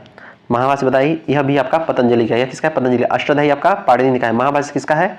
पतंजलि का है। किसका है? पतंजलि, है ना। महाभाष्य किसका है? पतंजलि का है। अगर आपसे पूछे निरुक्त किसका है? निरुक्त। अगर आपसे पूछे निरुक्त किसका है? निरुक्त किसका, इसका आंसर बताइए। तो निरुक्त आपका किसका हो जाएगा, तो निरुक्त आपका हो जाएगा यास्क का, किसका हो जाएगा, यास्क, ठीक है, यास्क। निरुक्त किसका हो जाएगा, यास्क। अगर आपसे पूछ रहे कि कामसूत्र, कामसूत्र और एक और है उनका क्या बोलते हैं उसको, वार्तिक करके है ना, वार्तिक। तो कामसूत्र और वार्तिक किसका है, कामसूत्र वार्तिक किसका है, बताइए इसका आंसर बताइए। काम और सूत्र और वार्तिक बताइए ना, काम सूत्र और वार्तिक किसका है, तो ये आपका हो जाएगा उसका क्या बोलते हैं उनका क्या नाम है उनका, कात्यायन करके है ना, वो हो जाएंगे। 10 कुमार चरित्र किसका है, 10 कुमार चरित्र किसका है, 10 कुमार चरित्र। तो 10 कुमार चरित्र किसका हो जाएगा, तो 10 कुमार चरित्र है आपका दंडी का, किसका है, दंडी का, है ना। तो ये कई सारी चीजें याद रखिएगा। अच्छा, कालिदास के कई कौन कौन से बताइए, कालिदास का कौन सा आपको याद है, जैसे आपका कालिदास में आपका हो गया जैसे अभिज्ञान शकुंतलम है ना, अभिज्ञान शकुंतलम, कुमार संभवम, कुमार संभवम, और क्या है, ऋतु संहार है, मालका विकाग्निमित्रम है ना, मेघदूत है, रघुवंश है, कई सारी चीजें, विक्रमोर्वशी है। तो ये चीज याद रखिएगा। चलिए अगला क्वेश्चन क्या कह रहा है कि कृष्णकों की सहायता के लिए किस मध्यकालीन भारतीय शासक ने जो है पट्टा एवं कबूलियत की मतलब व्यवस्था की प्रारंभ की थी, तो भाई साहब शेरशाह ने जो है पट्टा और कबूलियत की व्यवस्था का जो प्रारंभ किया था, ठीक है। शेरशाह ने आपका जीटी रोड का निर्माण करा था, याद ही होगा। तो याद रखिएगा पट्टा है ना, पट्टा और कबूलियत व्यवस्था किसने प्रारंभ किया था, शेरशाह ने। किसने प्रारंभ किया था, शेरशाह ने प्रारंभ किया था। सम्राट अकबर द्वारा जो है किसको जरी कलम की उपाधि किसको प्रदान की गई, सम्राट अकबर द्वारा किसको जरी कलम की उपाधि किसको प्रदान की गई, बताइए। जरी कलम की उपाधि किसको प्रदान की गई, तो जरी कलम की उपाधि जो है आपका प्रदान की गई मोहम्मद हुसैन को। किसको प्रदान की गई, मोहम्मद हुसैन को। अकबर अपना धार्मिक विचार विमर्श कहाँ करता था, तो भाई साहब ये करता था इबादत खाना में, है ना, इबादत खाना में। आईने अकबरी पुस्तक के लेखक कौन है, तो आईने अकबरी पुस्तक के लेखक हैं आपके अबुल फजल। आईने अकबरी पुस्तक के लेखक कौन है, अबुल फजल। देखिए कुछ पुस्तक पूछ रहा है आपके बीपीएससी टीचर में, कुछ पुस्तक जैसे आपका हो जाएगा मृच्छकटिकम, आप बताइए किसका है, चलिए बताइए फटाक से। मृच्छकटिकम, तो मृच्छकटिकम किसका है, तो मृच्छकटिकम आपका किसका है, शूद्र का है। किसका है, शूद्र का मृच्छकटिकम है। अगर आपसे पूछ ले कि बुद्ध चरित किसका है, बताइए आंसर बताइए। बुद्ध चरित, तो बुद्ध चरित किसका है, तो बुद्ध चरित आपका हो जाएगा अश्वघोष का है। किसका है, अश्वघोष, ठीक है। बुद्ध चरित किसका है, तो बुद्ध चरित आपका अश्वघोष का है। अगर आपसे पूछे कि हर्ष चरित किसका है, हर्ष चरित्र किसका है, तो हर्ष चरित्र बताइए किसका है, तो हर्ष चरित्र आपका हो जाएगा बाण भट्ट का। किसका हो जाएगा, बाण भट्ट का, ठीक है। किसका हो जाएगा, बाण भट्ट का, ठीक है। तो हर्ष चरित्र होगा। अगर आपसे पूछे कि मुद्रा राक्षस किसका है, मुद्रा राक्षस, ठीक है, मुद्रा राक्षस किसका है, तो मुद्रा राक्षस आपका हो जाएगा विशाख दत्त। कौन हो जाएंगे, विशाख दत्त, ठीक है, विशाख दत्त। मुद्रा राक्षस किसका हो जाएगा, मुद्रा राक्षस का होगा विशाख दत्त। अगर आपसे पूछ ले कि बृहत संहिता किसका है, बताइए। तो बृहत संहिता किसका है, आपका हो जाएगा वराह मिहिर का। किसका हो जाएगा, वराह मिहिर। तो बृहत संहिता किसका हो जाएगा, वराह मिहिर का हो जाएगा। अगर आपसे पूछ ले कि विक्रमांक देवचरित, विक्रमांक, बढ़िया क्वेश्चन है, विक्रमांक चरित्र देव चरित्र, यह किसका है, तो विक्रमांक देव चरित्र किसका है, बताइएगा। विल्हड़ का है। किसका है, विल्हड़ का। तो विक्रमांक देव चरित्र किसका है, तो आपका हो जाएगा विल्हड़ का। किसका हो जाएगा, विल्हड़ का। और एक क्वेश्चन और बताइएगा कि जो सौंदर्य राजन है, सौंदरा राजन है ना, ठीक है, सौंदरा राजन, क्या नाम है यार, सौंदरा राजन, ठीक है। तो सौंदरा राजन किसका है, तो सौंदरा राजन है आपका उनका अश्वघोष का। किसका है, अश्वघोष, ठीक है। तो अश्वघोष का सौंदरा राजन है। अश्वघोष का एक अभी हम और बताएं, क्या बोलते हैं उसको, बुद्ध चरित्र। कौन हो जाएगा, बुद्ध चरित्र, ठीक है। ये चीज याद रखिएगा। चलिए आगे चले। तो आईने अकबरी की पुस्तक के लेखक कौन है, तो आईने अकबरी पुस्तक के लेखक हैं आपके अबुल फजल। कौन हो जाएंगे, अबुल फजल जो है आईने अकबरी पुस्तक के लेखक हो जाएंगे। अबुल फजल आपके आईने अकबरी पुस्तक के लेखक हो जाएंगे। जब ईस्ट इंडिया कंपनी का जो गठन हुआ था उसमें भारत का मुगल बादशाह कौन था, तो भारत का मुगल बादशाह कौन था उसमें बताइए, अकबर जो है भारत का मुगल बादशाह था। कब, जब ईस्ट इंडिया कंपनी का गठन हुआ था। जब ईस्ट इंडिया कंपनी का गठन हुआ था उसमें मतलब कौन था, तो उस समय जो है अकबर था, ठीक है, अकबर था। चलिए अकबर का मकबरा अगर आपसे पूछ ले कि कहाँ है, अकबर का मकबरा कहाँ पे स्थित है, तो अकबर का मकबरा है आपका वहाँ पे सिकंदरा में, है ना। कहाँ पे स्थित है, सिकंदरा में। अकबर का मकबरा कहाँ पे स्थित है, अकबर का मकबरा है सिकंदरा में। तो अगर आपसे पूछे कि ईस्ट इंडिया कंपनी का गठन जब हुआ था उस समय भारत का मुगल बादशाह कौन था, तो भारत का मुगल बादशाह आपका अकबर था। अकबर का शासनकाल बताइए कब से कब तक था, इसका आंसर बताइए। तो अकबर था आपका जो है 1555-56, है ना, 1556 से लेके आपका 1605 तक कौन? अकबर था। 1555-56 से लेकर आपका 1605 तक, 1605 तक अकबर के बाद कौन आता है? 1605 के बाद कौन सा आता है? यह आता है आपका 1605 से लेकर 1627 तक। 1627 तक वो आती है, क्या बोलते हैं उनके, अकबर का लड़का जहांगीर, ठीक है। फिर जहांगीर का लड़का आता है आपका शाहजहां। शाहजहां का काल कब से कब तक था? तो शाहजहां का काल था 1627 से लेकर 1658 तक, 1627 से लेकर 1658 तक। इसके बाद आ जाता है जो है औरंगजेब आ जाता है, ठीक है, औरंगजेब, ठीक है। तो औरंगजेब जो आता है आपका था, इसका शासनकाल था जो है ये 1658 हो गया था, ठीक है। 1658 से लेकर 1707 तक, ठीक है, 1658 से लेकर 1707 तक, ठीक है। तो याद रखिएगा भाई साहब, इसकी मृत्यु भी पूछता है औरंगजेब का 1707, ओके। तो ये कई सारी चीजें हैं, इसको याद रखिएगा, ठीक है। चलिए बहुत बढ़िया। तो हाँ, ये कह रहा है कि ये कह रहा है कि जहांगीर ने सर थॉमस रो को कहाँ मिलने का अवसर दिया? जो जहांगीर ने सर थॉमस रो को जो है कहाँ मिलने का अवसर दिया था? जहांगीर ने कहाँ मिलने का अवसर दिया था, इसको देखिए। तो ये दिया था आपका जो है अजमेर में। जहांगीर ने सर थॉमस रो को कहाँ पे मिलने का अवसर दिया था? अजमेर में। अजमेर में जो है सर थॉमस रो को जो है मिलने का अवसर दिया था। किसने? जहांगीर ने। किसने दिया था? जहांगीर ने दिया था, ओके। चलिए, अब कह रहा है कि अकबर ने जो है दीन ए दिलाही किस वर्ष प्रारंभ किया? कह रहा है कि अकबर ने दीन ए दिलाही किस वर्ष प्रारंभ किया? अकबर ने दीन ए दिलाही किस वर्ष प्रारंभ किया? तो भाई साहब 1582 में, 1582 में। तो 1582 में जो है अकबर ने दीन ए दिलाही प्रारंभ किया। अगर आपसे पूछे कि अकबर के दौरान में आने वाला पहला अंग्रेज व्यापारी कौन था? तो पहला अंग्रेज व्यापारी था आपका राल्फ फिंच, है ना, जेम्स प्रिंसेप नहीं, राल्फ फिंच। तो जो राल्फ फिंच है ये आपका अकबर के दरबार में आने वाला पहला क्या था? पहला अंग्रेज व्यापारी था। 2 अस्पा और सिंह अस्पा, यह किसके मतलब कि दरबार में प्रचलित था? तो जो है भाई साहब ये था आपके कौन मतलब किसके दरबार में यह प्रथा था? तो आपका जहांगीर के दरबार में, ठीक है। 2 अस्पा 3 अस्पा, है ना। चलिए, कह रहा है कि किस मुगल शासक ने जो है तंबाकू का प्रयोग निषेध कर दिया? तो तंबाकू का प्रयोग भाई निषेध कर दिया था आपके जहांगीर ने। तो जहांगीर ने तंबाकू का प्रयोग निषेध कर दिया था। तंबाकू का प्रयोग जहांगीर ने जो है निषेध कर दिया था, ठीक है। चलिए बहुत बढ़िया। चलिए, अब क्या कह रहा है? कह रहा है कि अंग्रेजों ने जहांगीर ने जो है अंग्रेजों में किसे जो है जहांगीर ने खान की उपाधि किसे प्रारंभ मतलब खान की उपाधि किसको सम्मानित किया था? जहांगीर ने तो आपका किया था कैप्टन विलियम हाकिंस को, कैप्टन विलियम हाकिंस के, ठीक है। ये चीज याद रखिए। तो किसको कहा था? Captain William Hawkins. अगर आपसे पूछे जो हाकिंस है यह कब आया था? तो हाकिंस आपका आया था लगभग जो है 1608 में, ठीक है। 1608 से लेकर 1611 के बीच में आया था, है ना। इसके बाद फिर देखिए क्रम वाइज अगर आपसे पूछ ले तो पहले हाकिंस आया। हाकिंस बाद आपका है जो है टॉमस रो, ठीक है। टॉमस रो आता है। कौन आता है? टॉमस रो आता है। टॉमस रो के बाद आपका है कौन आता है? मनुची आता है। कौन आता है? मनुची, ठीक है, मनुची आता है। मनुची के बाद कौन आता है? Ralph fish. कौन आता है? RALF, राल्फ फिश, ठीक है। तो राल्फ फिश आता है कब? तो पहले कौन आता है? पहले हाकिंस आता है, ठीक है। इसके बाद फिर आपका टॉमस रो आता है। इसके बाद फिर आता है मनुची आता है। इसके बाद फिर कौन आता है? इसके बाद आता है आपका राल्फ फिश। कौन आता है? राल्फ फिश आता है। चलिए, तो अकबर ने जो है किसे जो है खान की उपाधि किसे प्रदान की? तो आपका कैप्टन विलियम हाकिंस को। मुगल शासन में जो है तांबे का सिक्का क्या कहलाता था? तांबे का सिक्का कहलाता था दाम। क्या कहलाता था? तांबे का सिक्का क्या कहलाता था? तांबे का सिक्का कहलाता था दाम कहलाता था। भू राजस्व प्रशासन के क्षेत्र में शेर शाह एवं अकबर के मध्य निम्नलिखित में से कौन सी निरंतरता की कड़ी थी? तो आपका निरंतरता की कड़ी थी आपके कौन? टोडरमल। कौन थे? टोडरमल। कौन थे? टोडरमल, है ना। ये चीज याद रखिएगा। तो याद रखिएगा ये विलियम हाकिंस। अच्छा, अगर आपसे ये क्वेश्चन अभी याद, एक चीज़ और याद आया कि जो जहांगीर है तो जहांगीर के शासनकाल में आपका विलियम हाकिंस आया इसके बाद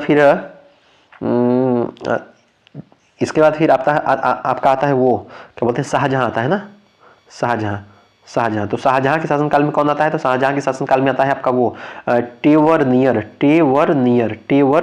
ना, टेवरनियर आता है। इसके बाद फिर औरंगजेब जो है औरंगजेब तो औरंगजेब के शासनकाल में कौन आता है? तो औरंगजेब के शासनकाल में हम आपको बताएं मनुची आता है। कौन आता है? मनुची। औरंगजेब में मनुची आता है। चलिए, क्लियर हो गया इधर से।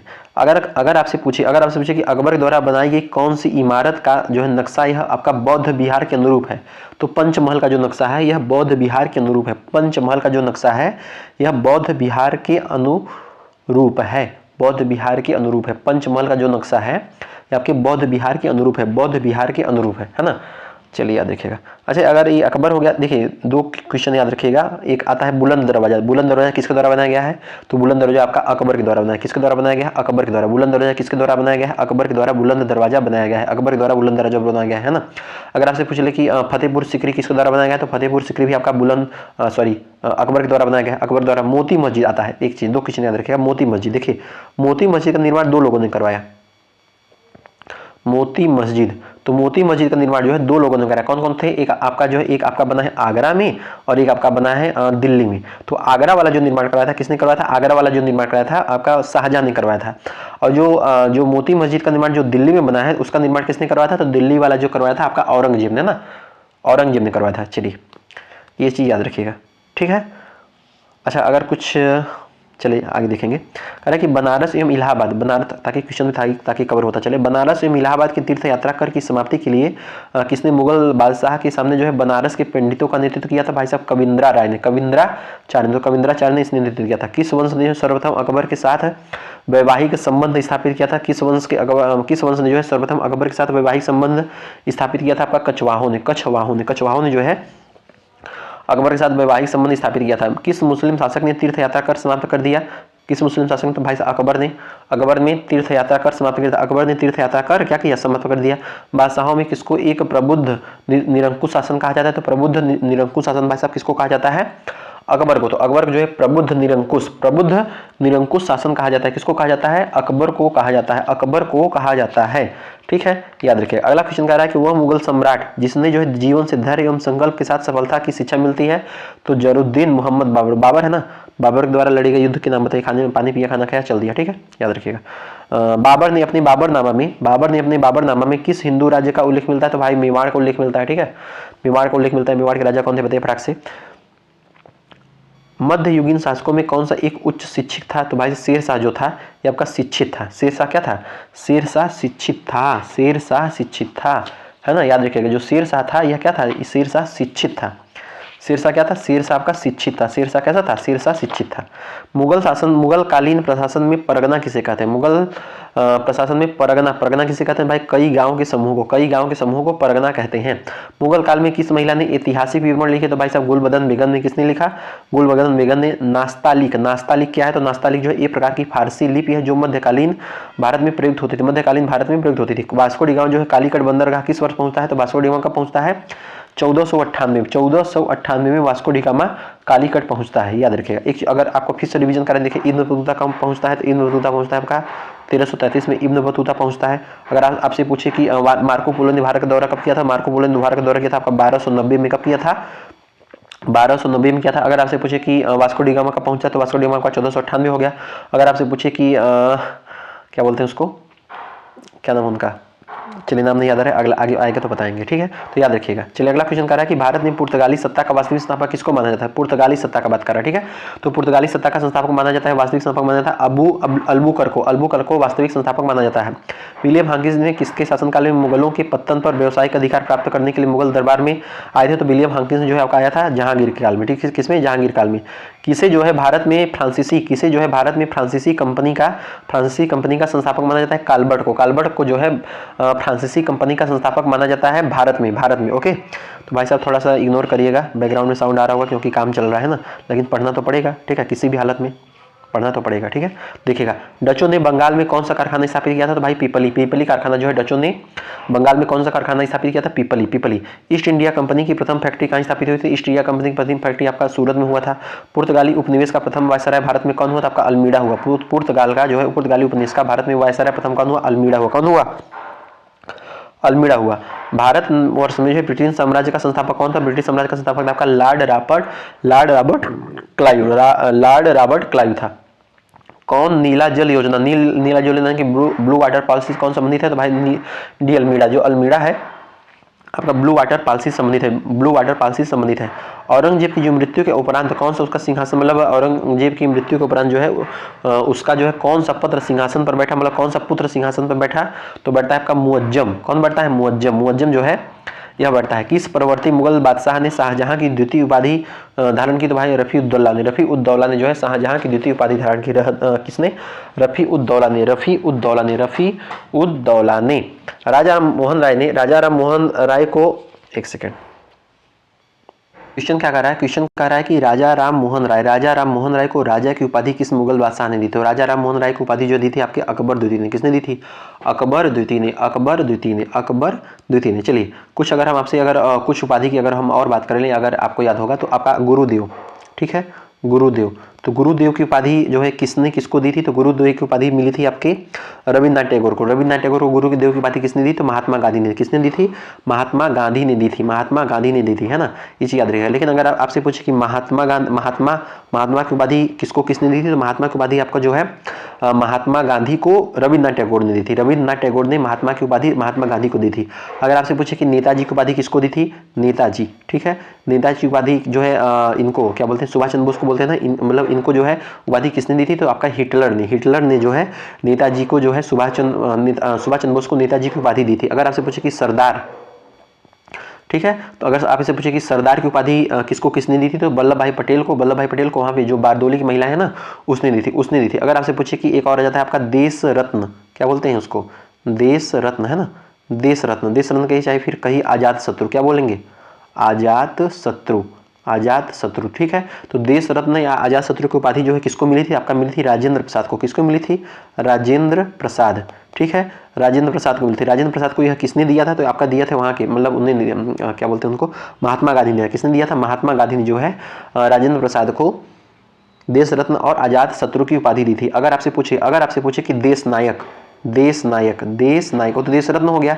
देश नायक की उपाधि किसको प्राप्त हुआ था? देश नायक की उपाधि आपको प्राप्त हुआ था एस.सी. बोस, है ना, सुभाष चंद्र बोस को। किसको प्राप्त हुआ था? सुभाष चंद्र बोस को प्राप्त हुआ था। किसने दिया था? यह आपका दिया था रविन्द्रनाथ टैगोर ने देश नायक की उपाधि रविन्द्रनाथ टैगोर ने दिया था। अगर आपसे पूछे कि राष्ट्रपिता की उपाधि महात्मा गांधी को किसने दिया था? बता दीजिएगा, सुभाष चंद्र बोस ने दिया था, है ना।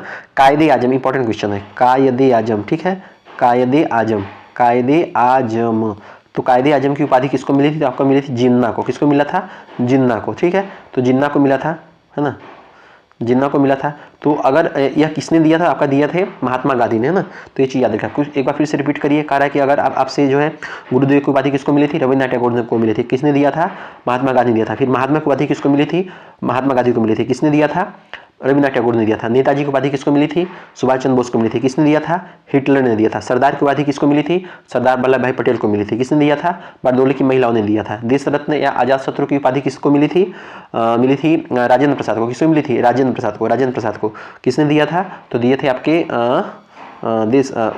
देश रत्न महात्मा गांधी ने दिया था, ठीक है। विवेकानंद की उपाधि किसको मिली थी? तो विवेकानंद की उपाधि आपको मिली थी, अच्छा ये विवेकानंद तो भूल ही गए, विवेकानंद। तो विवेकानंद की उपाधि किसको मिली थी? तो विवेकानंद की उपाधि मिली थी विवेकानंद को, है ना, विवेकानंद को। उनका नाम था नरेंद्र दत्त। तो विवेकानंद की उपाधि किसने दी थी? महाराजा खेतड़ी ने। किसने दी थी? महाराजा खेतड़ी, ठीक है, महाराजा खेतड़ी। अगर आपसे पूछे राजा की उपाधि किसने? तो राजा की उपाधि जो है मिली थी राजा राम मोहन राय को। राजा की उपाधि किसने दी थी? अकबर द्वितीय ने। किसने दी थी? अकबर द्वितीय ने, है ना, ये चीज याद रखिएगा। चलिए आगे बढ़ते हैं। कह रहा है कि सम्राट की मृत्यु क्षय रोग से हुई। तो किस सम्राट की मृत्यु क्षय रोग से होती है? आपका रफी-उद-दरजात, ठीक है। किस निम्नलिखित में से किस मुगल शासक के समय मुगलों का सिक्का ढलना बंद हो गया? तो किस मुगल शासक के समय सिक्का ढलना बंद हो गया? अकबर द्वितीय के, है ना। तो भाई साहब अकबर द्वितीय के समय जो है मुगल शासकों के समय अकबर द्वितीय के समय में जो है सिक्का ढलना, मुगलों द्वारा जो है सिक्का ढलना बंद हो गया। मुगल शासकों में से निम्नलिखित में किससे जो है सबसे कम समय तक शासन किया? सबसे कम समय तक किसने शासन किया? रफी-उद-दरजात ने। कौन सा मुगल जो है बादशाह जो है रंगीला के नाम से जाना जाता है? मोहम्मद शाह जो है यह रंगीला के नाम से जाना जाता है। अंतिम मुगल सम्राट बहादुर शाह सेकंड के पिता का नाम क्या था? तो अकबर शाह सेकंड था। ये क्वेश्चन याद रखिएगा कि जो अंतिम मुगल सम्राट था कौन था?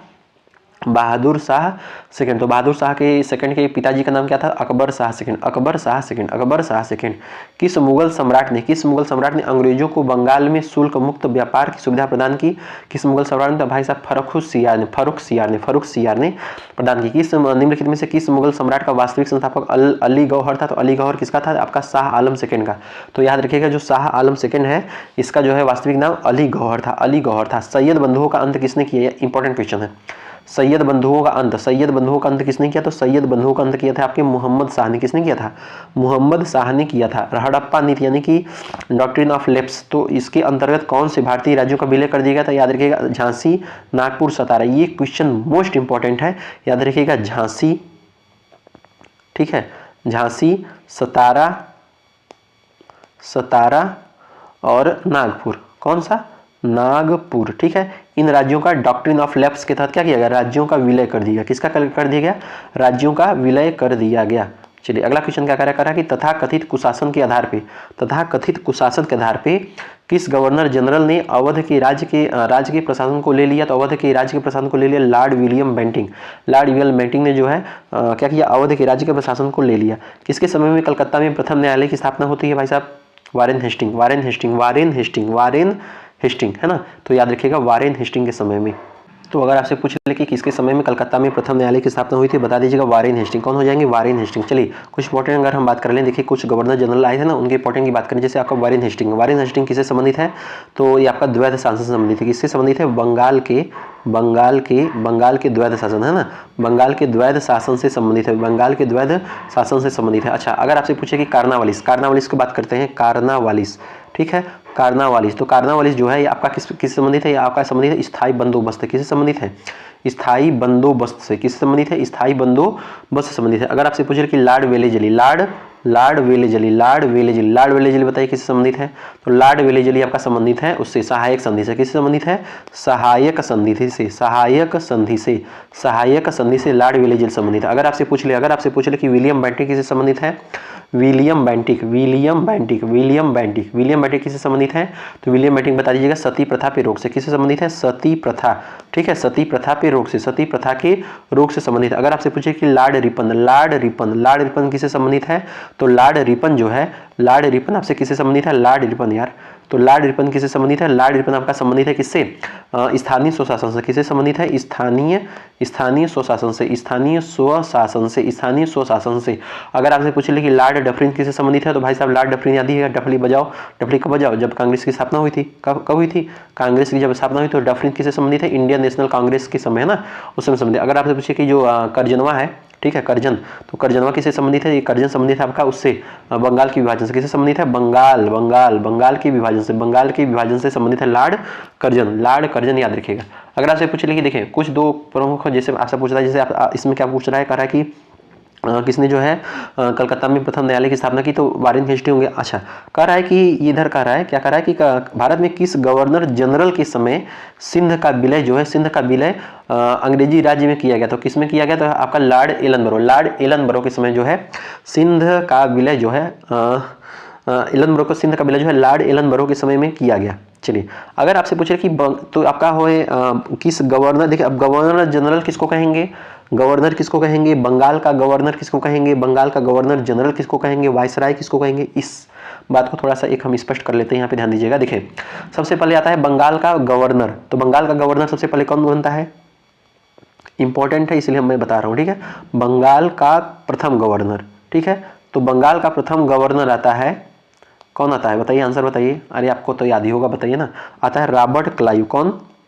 रॉबर्ट क्लाइव, ठीक है, रॉबर्ट क्लाइव आता है। कब से कब आता है? तो आपका यह जो है आता है लगभग 1757 के आसपास, ठीक है, 1757 के आसपास। बताइए प्लासी का युद्ध कब हुआ था? बताइए फटाक से।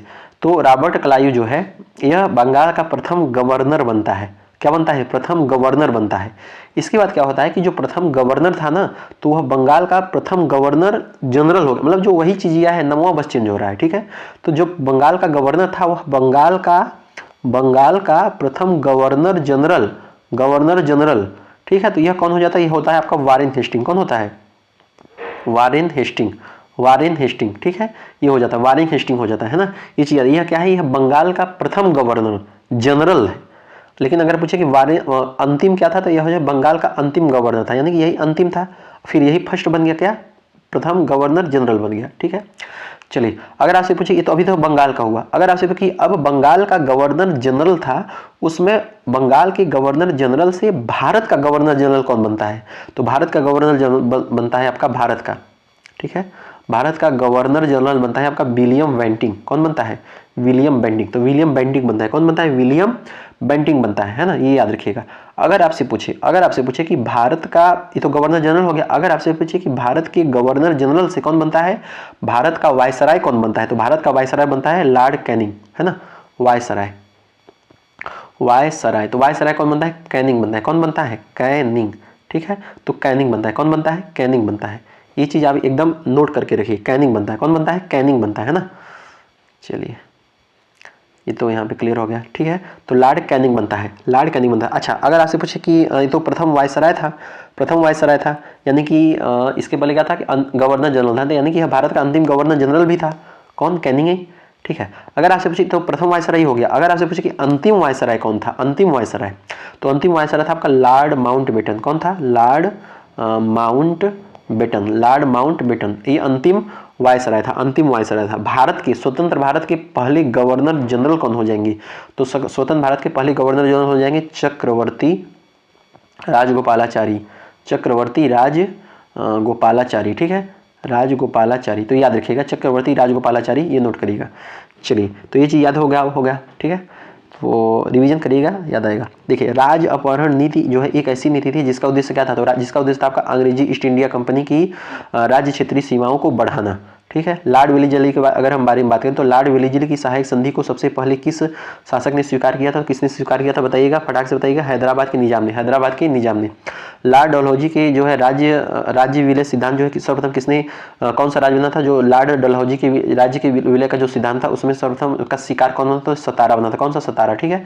देखिए, अभी 3 चीज बताए, कौन सा नाम अभी हम बताए थे, इधर साइड ऊपर साइड 3 बताए। जो भाई साहब क्या होता, डार्विन ऑफ लैप्स, है ना, उसमें आ गया था कौन सा है? Doctrine of lapse. तो कौन आया था? झांसी आया था, इधर देखिए, झांसी आया था, नागपुर आया था और सतारा आया था। झांसी, नागपुर और सतारा आया था, ये चीज याद रखिएगा, ठीक है। चलिए, तो लॉर्ड डलहौजी के राज्य का विलय जो सिद्धांत था, सर्वप्रथम राज्य उसमें सबसे पहले कौन बना था? पहले था आपका सतारा था। भारत का अंतिम गवर्नर जनरल कौन था बताइए? अंतिम गवर्नर जनरल अभी हम आपको बताए कौन हो जाएंगे? लॉर्ड कैनिंग हो जाएंगे। टीपू सुल्तान की मृत्यु 1799 में कहाँ हुई थी? टीपू सुल्तान की मृत्यु आपका हुई थी श्रीरंगपट्टनम में। ये चीज याद रखिएगा, ठीक है। कह रहा है कि भारतीय स्वाधीनता आंदोलन के जो है सरकारी इतिहासकार कौन थे? बताइए, इसका आंसर बताइए। यस यन सेन। कौन थे? यस यन सेन थे। कौन थे? यस यन सेन थे। निम्नलिखित में से किसने जो है 1857 के विद्रोह को एक षड्यंत्र की संज्ञा दी? षड्यंत्र की संज्ञा किसने दी? तो सर जेम्स आउट्रम एवं डब्ल्यू टेलर ने, है ना। चलिए, नाना साहब का कमांडर इन चीफ कौन था बताइए, इसका आंसर बताइए। नाना साहब का कमांडर इन चीफ कौन था? तो तात्या टोपे था। कौन था? तात्या टोपे था। महारानी लक्ष्मीबाई की समाधि स्थल कहाँ पे? तो भाई साहब ये है आपका ग्वालियर में। कहाँ पे है? ग्वालियर में। 1857 की विद्रोह जो है को किस उर्दू कवि ने देखा था? तो उर्दू कवि किसने था? गालिब, है ना। तो गालिब नाम ही सुने होंगे। गालिब ने कहा, गालिब ने कहा, गालिब ने कहा, गालिब ने कहा, भाई सब मशहूर शायर है ना, मशहूर उर्दू कवि।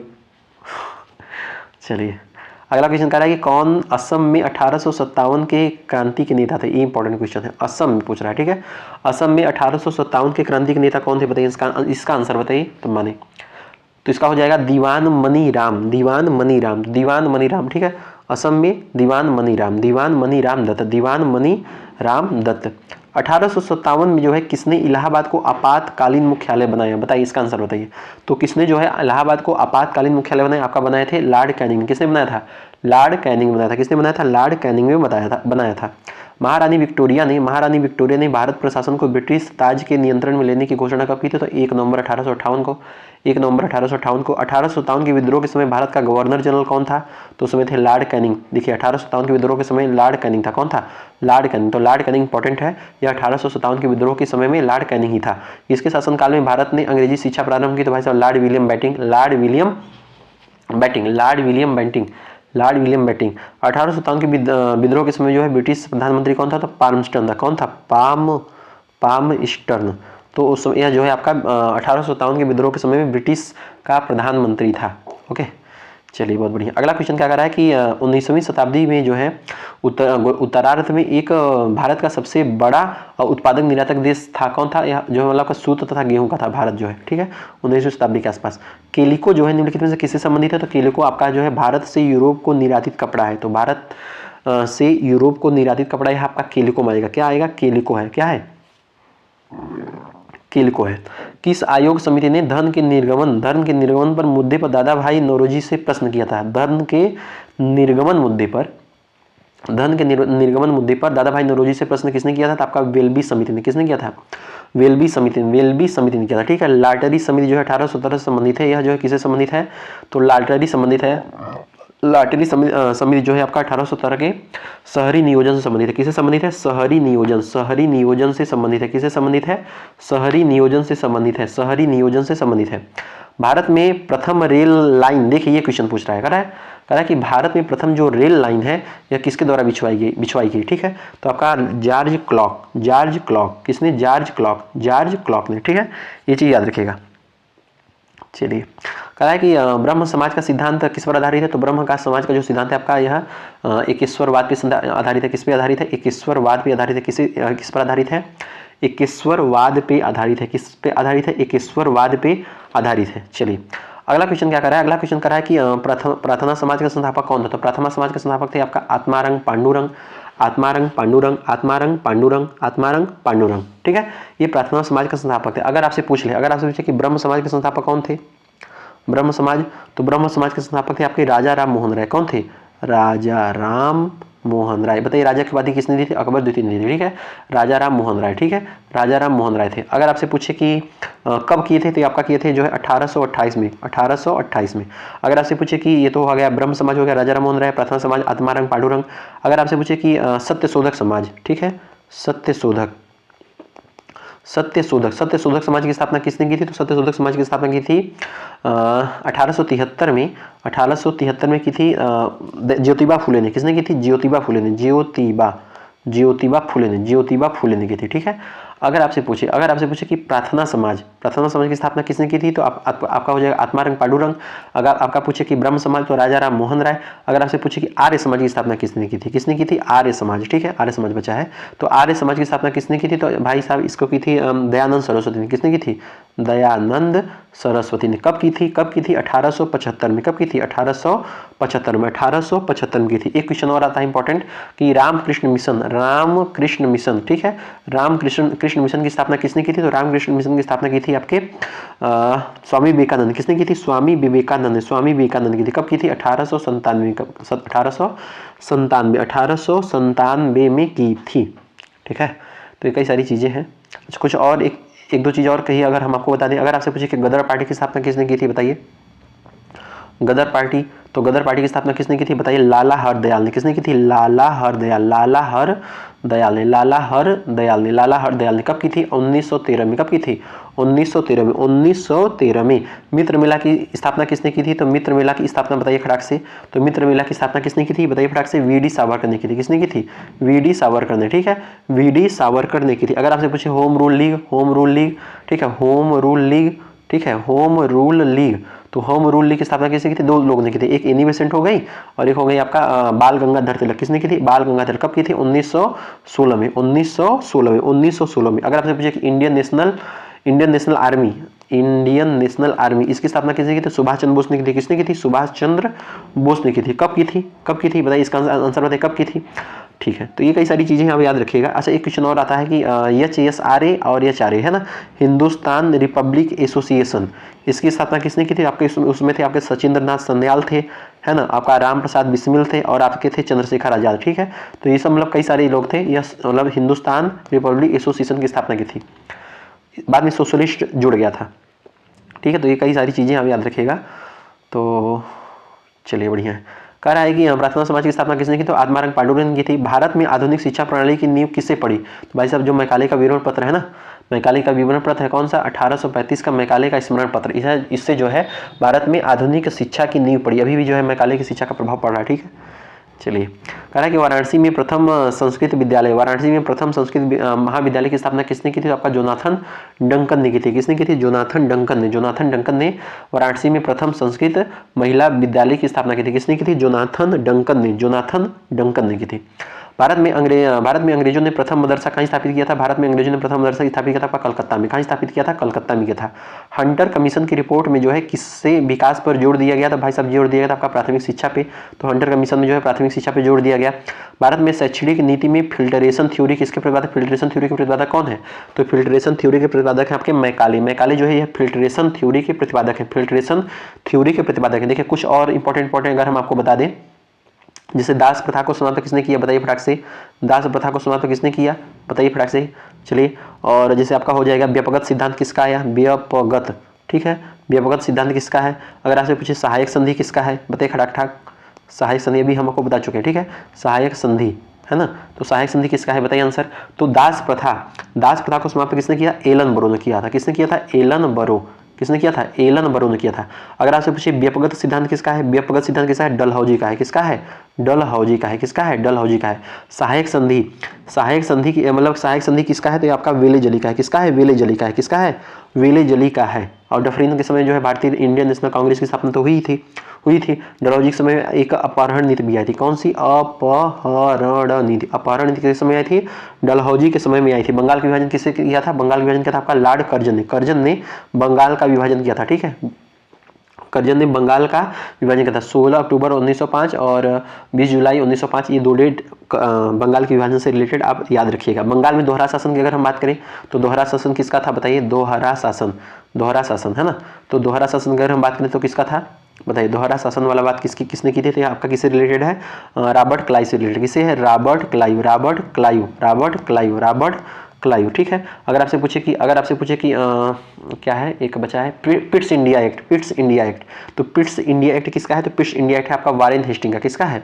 वारेन हेस्टिंग, ठीक है। पिट्स इंडिया एक्ट किसका है? वारेन हेस्टिंग का है, ठीक है। Ilbert bill, important question. Ilbert bill. तो इल्बर्ट बिल किसका है? बताइए फटाक से। तो ये आपका है रिपन का है। किसका? लॉर्ड रिपन का। किसका है? लॉर्ड रिपन का। अच्छा, एक और क्वेश्चन इंपॉर्टेंट है कि एक सेकेंड, एक क्वेश्चन और इंपॉर्टेंट है, कह रहा है कि वो जो दिल्ली था ना, मतलब दिल्ली से क्या बोलते हैं उसको, जो भारत की राजधानी है कलकत्ता से दिल्ली कब लाई गई? तो मतलब किसके द्वारा वो रिलेटेड है? वह हॉर्डिंग के समय। किससे है? हॉर्डिंग, है ना। हॉर्डिंग याद रखिएगा, हॉर्डिंग है ना। ये चीज़ अंग्रेजी शिक्षा विलियम बेंटिंक हो गया, अभी हम आपको बताएं। अच्छा, एक क्वेश्चन और बोलता है कि चतुराईपूर्ण निष्क्रियता। तो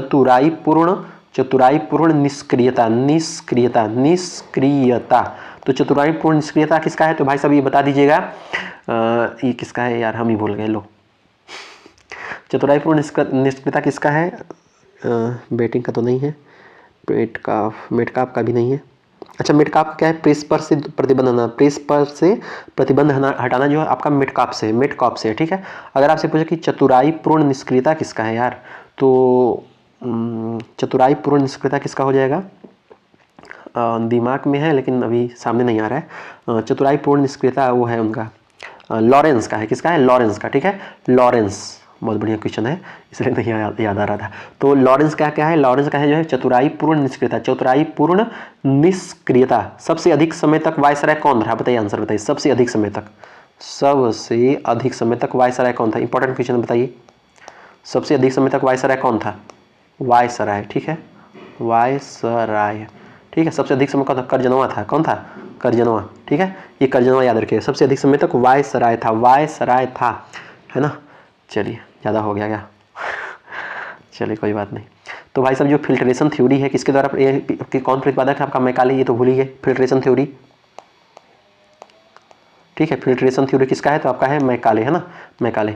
चलिए, 1835 का इनका मतलब वो शिक्षा वाली बात है। मद्रास महाजन सभा, इंपॉर्टेंट क्वेश्चन। मद्रास महाजन सभा की स्थापना कब की गई थी? मद्रास महाजन सभा की स्थापना की गई थी 1884 में। 1884 में मद्रास महाजन सभा की स्थापना की गई थी। मद्रास महाजन सभा की स्थापना की गई थी, ठीक है। चलिए, अगला क्वेश्चन कह रहा है कि कांग्रेस से पूर्व सबसे प्रमुख संस्था कौन थी? तो Indian association of Calcutta. Indian association जो कलकत्ता है आपका कांग्रेस से पूर्व महत्वपूर्ण संस्था थी। ब्रिटिश सरकार के किस अधिनियम ने सर्वप्रथम भारत के लिए 1 लाख रुपए दी? तो भाई साहब ये चार्टर अधिनियम 1813 वाला, चार्टर अधिनियम 1813 वाला, ठीक है। चलिए, भारतीय राष्ट्रीय कांग्रेस की स्थापना किस वर्ष हुई? बताइए फटाक से। भारतीय राष्ट्रीय कांग्रेस की स्थापना किस वर्ष हुई? बताइए आंसर। 1885 में। कब हुई थी? 1885 में।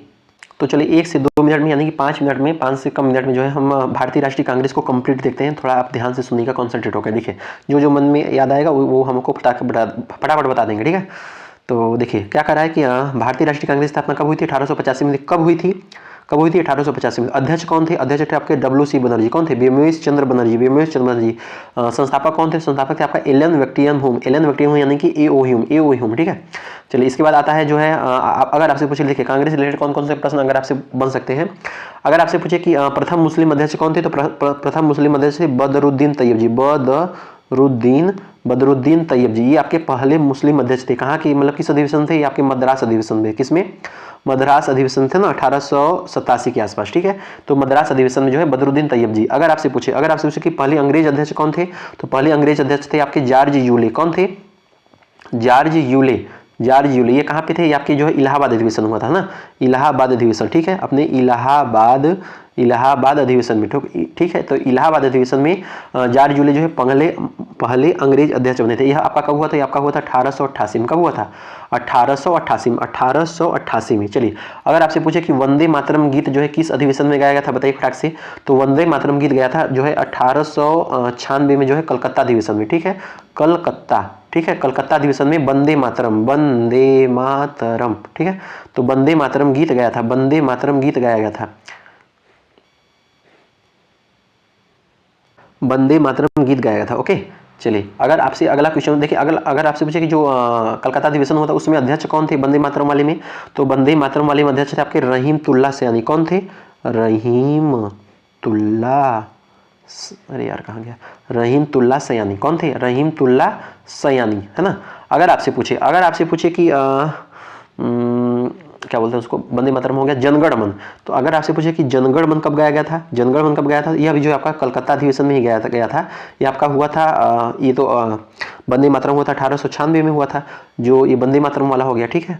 वंदे मातरम, ठीक है, वंदे मातरम वाला। अगर आपसे ये जनगण मन वाला कब हुआ था, तो जनगण मन वाला आपका हुआ था इधर 1911 के आसपास। 1911 में यह भी जो है कलकत्ता अधिवेशन में हुआ था। इसमें जो है जनगण मन बिशन बजाए थे ना, बंसी। बिशन नारायण धर उसमें अध्यक्ष थे। कौन थे? बिशन नारायण धर अध्यक्ष थे, ठीक है। ये चीज याद रखिएगा। आपसे ये पूछता है कि बनारस अधिवेशन के अध्यक्ष कौन थे 1905 में, ठीक है। उसमें जो बंगाल विभाजन हुआ था, तो 1905 में बंगाल के विभाजन के अध्यक्ष कौन थे? तो बंगाल विभाजन के अध्यक्ष आपके गोपाल कृष्ण गोखले। कौन थे? गोपाल कृष्ण गोखले, ठीक है। तो गोपाल कृष्ण गोखले 1905 में बनारस अधिवेशन के अध्यक्ष थे। अगर आपसे पूछे कि स्वराज शब्द का प्रयोग किस अधिवेशन में हुआ था, तो स्वराज शब्द का प्रयोग भी जो है आपका कलकत्ता अधिवेशन में हुआ था। कब वाले में हुआ था? कलकत्ता अधिवेशन में हुआ था। कब हुआ था? ये आपका हुआ था 1906 में। कब हुआ था? 1906 में कल स्वराज शब्द का अधिवेशन हुआ था। इसमें मतलब दादा भाई नौरोजी अध्यक्ष थे, ठीक है। दादा भाई नौरोजी अध्यक्ष। यहाँ पे जो है स्वराज शब्द का प्रयोग हुआ था। किसका हुआ था? स्वराज शब्द का प्रयोग हुआ था। अगर आपसे पूछे कि ये तो हो गया सूरत अधिवेशन, है ना। सूरत अधिवेशन कब हुआ था? तो सूरत अधिवेशन हुआ था आपका 1907 में, ठीक है। सूरत अधिवेशन, इसमें अलग अलग हो गए थे, ठीक है, अलग अलग हो गए। सूरत अधिवेशन में अध्यक्ष कौन थे? अध्यक्ष थे आपके रास बिहारी घोष, ठीक है। रास बिहारी घोष, ठीक है। तो उसमें जो नरम दिल गरम दिल की जो नेता में आपस में फूट हो गई थी, ठीक है। तो नरम दल वाले आपके रास बिहारी घोष को बनाना चाहते थे, और जो गरम दल वाले थे वो आपके उनको बनाना चाहते, क्या बोलते हैं, लाला लाजपत राय को बनाना चाहते थे, ठीक है। इस वजह से दोनों में क्या बोलते हैं, फूट हो गई, ठीक है, फूट हो गई। चलिए, तो बाद में ये लोग मिले कब थे? तो ये लोग बाद में मिले थे 1916 के लखनऊ अधिवेशन में। 1916 में थे। उसमें जो है अध्यक्ष थे आपके अंबिका चरण मजूमदार। कौन थे अध्यक्ष थे? अंबिका चरण मजूमदार उसमें अध्यक्ष थे, ठीक है। चलिए एक क्वेश्चन और पूछता है कि एनी बेसेंट है, यह पहली मतलब महिला अध्यक्ष थी, यह किस में मतलब कब बनी थी? यह भी जो आपका कलकत्ता में बनी थी, कलकत्ता में ही बनी थी। यहाँ हुआ था 1917 के आसपास, ठीक है। प्रथम महिला अध्यक्ष अगर आपसे पूछे कि एनी बेसेंट, और प्रथम भारतीय महिला अध्यक्ष अगर आपसे पूछ ले कि प्रथम भारतीय महिला अध्यक्ष कौन बनी थी, तो प्रथम भारतीय महिला अध्यक्ष बनी थी आपके सरोजिनी नायडू, ठीक है। यह आपके उत्तर प्रदेश की राज्यपाल थी, पहली राज्यपाल थी। इन्होंने कहा था कि ना हम कई बार रिपीट कर चुके हैं कि राज्यपाल के बारे में उन्होंने बताया था कि जो राज्यपाल का पद होता है, वह सोने के पिंजड़े में कैद पक्षी के समान होता है, ठीक है। तो याद रखिएगा। अच्छा, एक क्वेश्चन अगर आपसे पूछे कि जो हमने यहाँ पे बिहार वाले में आपसे पूछता है कि गया अधिवेशन में कब हुआ था आपका 1922 में हुआ था। इसमें अध्यक्ष कौन थे? इसमें अध्यक्ष थे आपके चित्तरंजन दास। कौन अध्यक्ष थे? चित्तरंजन दास अध्यक्ष, ठीक है। गांधी जी वाला कौन था? तो गांधी जी वाला जो है 1924 का बेलगाम अधिवेशन था। कौन सा था? बेलगाम अधिवेशन। यह इसमें जो है गांधी जी अध्यक्ष बने थे, ठीक है। सरोजिनी नायडू, अभी हम आपको बताएंगे सरोजिनी नायडू का किस में बनी थी, अब बता दीजिएगा। कानपुर वाले में। किस में बनी थी? कानपुर वाले में अधिवेशन हुआ था। कब हुआ था? 1925 में। कब हुआ था? 1925 में। यह पहली भारतीय महिला अध्यक्ष थी, ठीक है। अगर आपसे तो स्वराज की मांग अगर हुआ था, स्वराज की मांग मतलब किसने किया था? तो स्वराज की मांग किया था आपका स्वराज शब्द का प्रयोग किसने किया था? तो भाई साहब उस समय हुआ था दादा भाई नौरोजी में, कलकत्ता वाले में, ठीक है, 1906 में, है ना। अगर आपसे पूछे कि पूर्ण स्वराज्य कब हुआ था? तो पूर्ण स्वराज्य कब हुआ था? पूर्ण स्वराज की मांग किसने की थी? तो पूर्ण स्वराज की मांग की थी आपके वो जवाहरलाल नेहरू थे। लाहौर अधिवेशन, ठीक है, लाहौर अधिवेशन। देखिए क्वेश्चन बार बार पूछा गया, ठीक है। लाहौर अधिवेशन हुआ था। कब हुआ था? यह आपका हुआ था लगभग 1929 में, है ना, 1929 में, ठीक है, 1929 में हुआ था। उसमें जो है पूर्ण स्वराज की मांग की गई थी, पूर्ण स्वराज की मांग की गई थी। ये चीज याद रखिएगा। अगर आपसे पूछे कि एक क्वेश्चन और बहुत बढ़िया है, याद नहीं आ रहा है, मौलिक अधिकार संबंधी प्रस्ताव कब पारित किया गया? मौलिक अधिकार, ठीक है, ये क्वेश्चन अब पूछ सकता है, ठीक है। मौलिक अधिकार संबंधी प्रस्ताव जो है यह पारित कब किया, मतलब कहाँ किया गया था? आपका कराची अधिवेशन में किया गया था। कहाँ किया गया था? कराची, ठीक है। तो कराची अधिवेशन में हुआ था। कब हुआ था? कराची अधिवेशन में था लगभग, उसमें थे आपके वल्लभ भाई पटेल अध्यक्ष थे, ठीक है। वल्लभ भाई पटेल थे 1931 में, क्या 1931 में? हाँ 1931 में, ठीक है। अच्छा, दो अधिवेशन जो सुभाष चंद्र बोस से रिलेटेड है, कौन कौन सा? एक हरिपुरा अधिवेशन है और एक त्रिपुरी अधिवेशन है, ठीक है। तो हरिपुरा अधिवेशन में, त्रिपुरी अधिवेशन में आप समझते होंगे भाई पट्टाभी सिद्धारमैया गांधी जी वाले थे, ठीक है। चलिए बहुत ज़्यादा हो गया, ठीक है, उम्मीद है याद होगा। चलिए अगला कह रहा है कि 1938 में, देखिए है तो 550 क्वेश्चन, लेकिन भाई जो रिपीट करके इतने सारे बता रहे हैं ना, आपका जो है लगभग 1000 क्वेश्चन के आसपास पहुंच ही जाएगा, ठीक है। तो वर्ष 1938 के भारतीय राष्ट्रीय कांग्रेस के हरिपुरा अधिवेशन की अध्यक्षता किसने की थी? तो भाई साहब ये सुभाष चंद्र बोस ने की थी। 1908 ईस्वी में 6 वर्ष के कारावास की सजा के स्वतंत्रता संग्राम के किस उग्रवादी नेता को दी गई? तो 6 वर्ष का कारावास जो है बाल गंगाधर तिलक को दी गई ना, बाल गंगाधर तिलक को दी गई। जब भारत स्वतंत्र होता है उस समय कांग्रेस के अध्यक्ष कौन थे? तो 1946 के आसपास में उस समय कांग्रेस के अध्यक्ष थे आपका जेपी कृपलानी। कौन थे? जेपी कृपलानी, है ना। भारतीय राष्ट्रीय कांग्रेस के जो है अधिवेशन में किसने कहा था कि बाल गंगाधर तिलक ने कहा, अभिव्यक्त किया कि स्वराज मेरा जन्मसिद्ध अधिकार है और इसे मैं लेकर आऊंगा। कब कहा था? यहाँ का लखनऊ अधिवेशन में कहा था। कब कहा था? लखनऊ अधिवेशन में कहा था, ठीक है। लखनऊ अधिवेशन के अध्यक्ष कौन थे? तो लखनऊ अधिवेशन के अध्यक्ष थे, बताइए फटाक से, अंबिका चरण मजमूदार, है ना। इसी में जो है कांग्रेस का और मतलब नरम गरम दल में आपका क्या हुआ था? समझौता हुआ था। कांग्रेस के दूसरे अधिवेशन 1986 में, 1986 में अध्यक्षता किसने की थी? भाई साहब ये तो दादा भाई नौरोजी ने की थी, है ना। कांग्रेस के मंच से पहली बार क्या कह रहा है कि स्वराज शब्द का प्रयोग कब किया गया था? भाई साहब ये कलकत्ता अधिवेशन में 1906 में कलकत्ता अधिवेशन में 1906 में। उसमें अध्यक्ष कौन थे? उसमें अध्यक्ष Dadabhai Naoroji. Hindustan socialist republic association के संस्थापक में नेताओं में से एक कौन थे? तो वाकई भगत सिंह थे, है ना। मोतीलाल नेहरू और सी आर दास के द्वारा 1930 में गठित पार्टी का नाम क्या था? बता दीजिएगा, स्वराज पार्टी। बंगाल का विभाजन करने वाले वायसराय कौन था? भाई साहब करजन था, ठीक है। भारतीय राष्ट्रीय कांग्रेस, देखिए एक चीज और क्वेश्चन अभी दिमाग में आया कि किसने कहा, मतलब भारत और पाकिस्तान का जो बंटवारा हुआ है इसमें प्रमुख योगदान गांधी जी ने किसको माना था? तो मिंटो को माना था, है ना। मार्ले मिंटो जो सुधार अधिनियम आया था 1909 के आसपास, 1919 वाला, ये चीज। चलिए कह रहा है कि भारतीय राष्ट्रीय कांग्रेस द्वारा किस अधिवेशन में सर्वप्रथम स्वशासन स्वराज की मांग को ब्रिटिश सरकार के सामने रख दिया गया था? कलकत्ता अधिवेशन 1906, 13 अप्रैल 1919 को अमृतसर के जलियांवाला बाग हत्याकांड में किस कारण भीड़ एकत्रित हुई थी? तो सैफुद्दीन किचलू और डॉक्टर सत्यपाल मलिक की गिरफ्तारी के विरोध में। सैफुद्दीन किचलू और डॉक्टर सत्यपाल मलिक की गिरफ्तारी के विरोध में। महात्मा गांधी के अनुसार राजनीति का कारण क्या था? राजनीति का कारण था आपका जन कल्याण के लिए सक्रियता, तो अगर आपसे पूछे कि गांधी के नाम के पहले महात्मा जोड़ा गया था, कब जोड़ा गया था? तो गांधी के पहले महात्मा कब जोड़ा गया था? तो आपका जोड़ा गया था चंपारण सत्याग्रह के दौरान जोड़ा गया था। महात्मा गांधी को सर्वप्रथम राष्ट्रपिता किसने कहा था? तो राष्ट्रपिता आपको कहे थे सुभाष चंद्र बोस ने। किसने कहा था? सुभाष चंद्र बोस ने। किस घटना के बाद महात्मा गांधी ने असहयोग आंदोलन को हिमालयी जैसी भूल बताई? तो हिमालयी जैसी भूल किस घटना के बाद बताई? चौरी चौरा कांड जो हुआ था ना, चौरी चौरा कांड जो हुआ था उस दौरान किया था।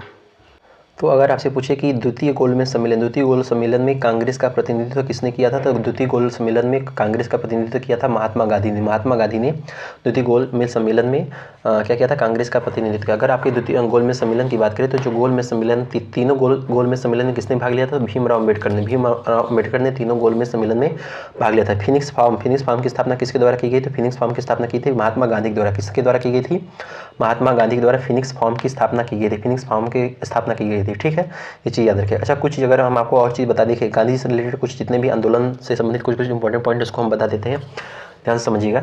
खेड़ा सत्याग्रह है ना, खेड़ा सत्याग्रह, ये खेड़ा सत्याग्रह कब होता है, तो खेड़ा सत्याग्रह होता है आपका 1918 में। किसके द्वारा, गांधी जी के द्वारा, है ना। सविनय अवज्ञा आंदोलन यह कब होता है, ये आपका होता है 1930 में। किसके द्वारा होता है, गांधी जी के द्वारा होता है। भारत छोड़ो आंदोलन, है ना, भारत छोड़ो आंदोलन किसके द्वारा शुरू होता है, आपका होता है 1942 में महात्मा गांधी द्वारा, लेकिन इसका नेतृत्व किसने किया था, हर एक जनता की थी, ठीक है। बारदोली सत्याग्रह, अगर आपसे पूछे कि बारदोली सत्याग्रह, ठीक है, बारदोली सत्याग्रह किसके द्वारा चालू किया था, आपका 1928 में। आपका हुआ था 1928 में सरदार वल्लभ भाई पटेल। किसके द्वारा, सरदार वल्लभ भाई पटेल, ठीक है। चंपारण वाला तो आप जानते ही हैं, राजकुमार शुक्ल के बुलाने पर महात्मा गांधी आए थे, ठीक है। असहयोग आंदोलन आपका कब हुआ था, असहयोग आंदोलन, अगर आपसे पूछे कि असहयोग आंदोलन कब हुआ था, तो आप बता दीजिएगा 1920 से 22 तक, 1920 से 22 के बीच में, है ना। फिर बाद में जो चोरी चोरा घटना हो गई थी उसके बाद रोक दिया गया था, ठीक है। हिमालय भूल भी बताए थे। दांडी मार्च कब होती है, बताइए ठाक से। दांडी मार्च कब होता है गांधी जी के द्वारा, अगर बता दीजिएगा 12 मार्च 1930 से, ठीक है, 12 मार्च 1930। गांधी इरविन समझौता कब होता है, गांधी जी की बात कर रहे हैं, तो गांधी इरविन समझौता कब हुआ था, तो गांधी इरविन समझौता जो है आपका होता है गांधी इरविन समझौता आपका 5 मार्च 1931 को होता है। पूना समझौता कब होता है, तो पूना समझौता आपका होता है आपका 24 सितंबर 1932 को। कब होता है, 24 सितंबर 1932 को पूना समझौता होता है, ठीक है। इसके पहले 23 मार्च को, अगर आपसे पूछे कि 23 मार्च को क्या हुआ था, 23 मार्च को था आपका जो है 1931 में जो है क्या हुआ था, गांधी उनको क्या बोलते हैं, उनको भगत सिंह को फांसी की सजा दे दी गई थी, ठीक है। भगत सिंह को फांसी की सजा दे दी गई थी कब, 23 मार्च को, ठीक है। अच्छा, अगर एक क्वेश्चन इंपॉर्टेंट पूछता है कि हरिजन सेवक संघ की स्थापना किसने की थी, तो भाई गांधी जी मत बताइएगा, इसका किया था जो है GD बिरला ने किया था। किसने किया था, GD बिरला ने किया था। कब किया था, जो है 1932 के आसपास। कब किया था, 1932 के आसपास। इनका पूरा नाम है, क्या नाम है, घनश्याम दास बिरला ना, लेकिन अगर आपसे पूछे कि अखिल भारतीय हरिजन संघ की स्थापना किसने की थी, हरिजन सेवक संघ, अगर आपसे पूछे कि हरिजन सेवक संघ की स्थापना किसने की थी, तो GD बिरला ने की थी। लेकिन अगर आपसे अखिल लग जाए, उसमें अखिल लग जाए कि अखिल भारतीय हरिजन सेवक की स्थापना किसने की थी, तब बताइएगा महात्मा गांधी, है ना। दलित वर्गों का संघ, अगर आपसे पूछे कि दलित वर्गों का संघ का स्थापना किसने किया था, दलित वर्गों का संघ स्थापित किया था बाबू जगजीवन राम ने। किसने किया था, ठीक है, जगजीवन राम ने किया था। किसने किया था, जगजीवन राम ने किया था। समाजवादी पार्टी की स्थापना किसने की थी, कांग्रेस समाजवादी, बताइए। कांग्रेस समाजवादी पार्टी की स्थापना किसने की थी, तो कांग्रेस समाजवादी पार्टी की स्थापना की थी 1934 के आसपास में उन्होंने की थी। क्या बोलते हैं, नरेंद्र देव, इंपॉर्टेंट क्वेश्चन है, नरेंद्र देव और जयप्रकाश नारायण। नरेंद्र देव और आपका जयप्रकाश नारायण, है ना। ये चीज एकदम इंपॉर्टेंट है, याद रखिएगा। अच्छा, अगर कुछ चीज और बताने की, जैसे आपसे पूछे कि बाल विवाह किससे संबंधित है, तो बाल विवाह का जो है MG रानाडे संबंधित है। किससे संबंधित है, MG रानाडे। अगर आपसे पूछे कि विधवा पुनर्विवाह से कौन संबंधित है, आपके संबंधित है ईश्वर चंद्र विद्यासागर। कौन संबंधित है, ईश्वर चंद्र विद्यासागर। अगर आपसे पूछे कि लाल कुर्ती आंदोलन से कौन संबंधित है, लाल कुर्ती आंदोलन, बताइए फटाक से।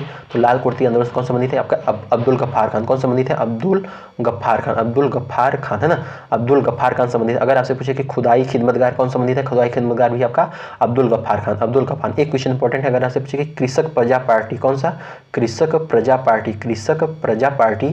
प्रजा पार्टी की स्थापना वाला किसने की थी, फजलुल हक ने। किसने की थी, फजलुल हक ने। लखनऊ समझौता होम रूल लीग आप जानते ही होंगे, है ना, 1916 में हुआ था। ये चीज आप मतलब कई सारी चीजें याद रखिएगा। क्रिप्स मिशन कब आया था, क्रिप्स मिशन आप बता दीजिएगा फटाक से, 1942 में। कब आया था, 1942 में। अगस्त प्रस्ताव किसको बोल, अगस्त प्रस्ताव 1940 में, अगस्त प्रस्ताव 1940। भारत संसद अधिनियम 1935 में, ठीक है। तो कई सारी चीजें आप याद रखिए। मार्ले मिंटो सुधार 1909 में, है ना।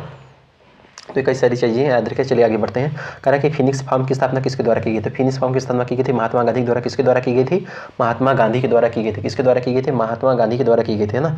तो हम फटाफट चलेंगे, ताकि देखिए अभी 250 क्वेश्चन हो गए, जबकि उससे रिलेटेड कई सारी चीज़ बता चुके हैं। अब देखिए हम फास्ट चलेंगे, एकदम धुआंधार। ओके चलिए, तो अगर आपसे पूछे कि गांधी जी का चंपारण सत्याग्रह किन समस्याओं का समाधान था? आपका बिहार के नील उत्पादक किसानों का समस्या का समाधान था। ब्रिटिश सरकार ने महात्मा गांधी को जो उपाधि दी थी उसे असहयोग आंदोलन में वापस कर दिया। कौन सी उपाधि थी? आपका केसर हिंद। केसर हिंद को जो है उन्हें वापस कर दिया गया था। कौन क्रांतिकारी पत्र जो है वंदे मातरम का संपादक था? भाई साहब भीकाजी कामा। भीकाजी कामा का पत्र जो है आपका वंदे मातरम। अच्छा ये चीज़ किन निम्नलिखित से कौन से नेताओं ने क्रांतिकारी संगठन अभिनव भारत की स्थापना की थी?